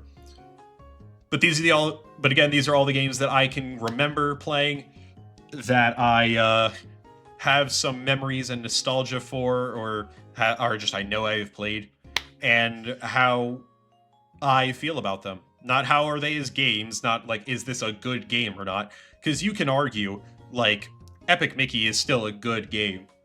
you could like Super Mario Bros. Wonder. If we're talking about is it a good game, it would be higher. It would absolutely be higher than something like God of War 1, respectfully. But my enjoyment of it is what's doing this. Like, same thing. Super Mario Bros. Wonder as a game is definitely above Power Wash Simulator. I would say it's even above Platinum and Emerald. I would say Spider-Man Miles Morales as a game is probably below something like, I don't know, Fortnite. Bad example, but bad example. But my takes. Fuck you, my takes. And I know none of you are in here anymore, but I'm saying this again. Expedition 33 is and will always be my number 2 until something else as good or better comes out. Expedition 33 will be my number 2. Get fucking mad. Alright. Just because it's turn-based does not mean it's a shit game. I think that's the stupidest take I've ever heard. So, for anybody that is in here currently on any of my channels, thank you so much for being here. Thank you for watching. Thank you for tuning in. Thank you for commenting and talking with me for a little bit. Hopefully tomorrow, and I should, by tomorrow, have God of War 2 ready to play. Like I said earlier, I will have it up on an emulator now, and because it's just fucking up on original hardware, so I will be playing through until I get back to Atlas, where we were before, and then we can hopefully beat the game by tomorrow, and then we can go back to the PS3 and play Chains of Olympus and Ghost of Sparta. And then we'll keep playing God of War until next Thursday, ladies and gentlemen. It's already here. It's already here. Next Thursday, the Nintendo Switch 2. I have got my pre-order. You can see the receipt in the back right here. Right, like under the Switch. I have my receipt right there. We are ready. We have it, and we are ready. That Wednesday, next Wednesday, I will not be streaming. Mostly so I can get prepared for the Switch 2. I want to make sure that my setup is ready for everything, and I also want to get enough of a nap during the day so that I can go to the midnight release. And then Saucery, welcome back. You're catching us on the tail end of the stream here. But yeah, Wednesday no stream so that I can get ready for all that. And then I can get a nap and stuff, so I can get the midnight release. Thursday morning, not midnight exactly, probably more like 1 or 2 a.m., depends on when I can get back. We will be streaming the Nintendo Switch 2. I will be showing you guys the console. I will be showing you guys the dock, everything I can. We're not doing the welcome tour, fuck that. We will go through the settings. I'll show you all the little tips and tricks. Or whatever I can find. I'm currently compiling a list of stuff that I want to test out when we first get it so that I can see how it'll work. And we're going to play some Mario Kart World, as well as looking at some of the other older games and seeing how some of the updates are. Pokemon Scarlet and Violet, I want to see how those updates look. I know I said I technically dropped it before, but I want to see how Echoes of Wisdom is going to run. I'm pretty sure there was some other ones that Mario Odyssey. I want to see how that's going to run on the Switch with all the new stuff. Tears of the Kingdom, Breath of the Wild. I want to see how those are going to run. We might do it the same day. That might be on Friday. We'll see. But I do want to make that another thing. So definitely come check me out for that. But again, we'll be playing God of War until then. So, Saucery, again, apologies. You caught me on the tail end of the stream here. We are wrapping it up. Thank you, everybody, for being here. And for anybody on YouTube, thank you so much for 100 subscribers. I just passed it the other day with my video. Not my video. Yeah, my Claire Expedition 33 video talking about the ending. Thank you guys so much for 100 subscribers. I really, really appreciate it. And hopefully we can do more. I mean, hey, I'm not going to complain. If I can make this into like a full-time job thing, that would be fucking awesome. That would be nice. That would be nice. Won't have to worry about the computer science job market or anything. So, let's hurry this up. But Yeah. Thank you guys so much for that. Thank you guys so much. And for TikTok, I know I haven't said it, but I'm very close to 300.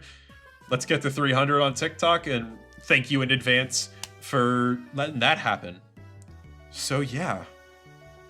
Otherwise, God of War streams, Switch 2 stream coming out next week. I got a Clear Expedition 33 video that'll probably be coming out near the end of this week. I still need to record it and do some other stuff with it, so that'll probably be coming out then, talking about the actual game. But yeah, I will see you guys in the next video or on the next stream. Peace out. I'll see you guys. Love you.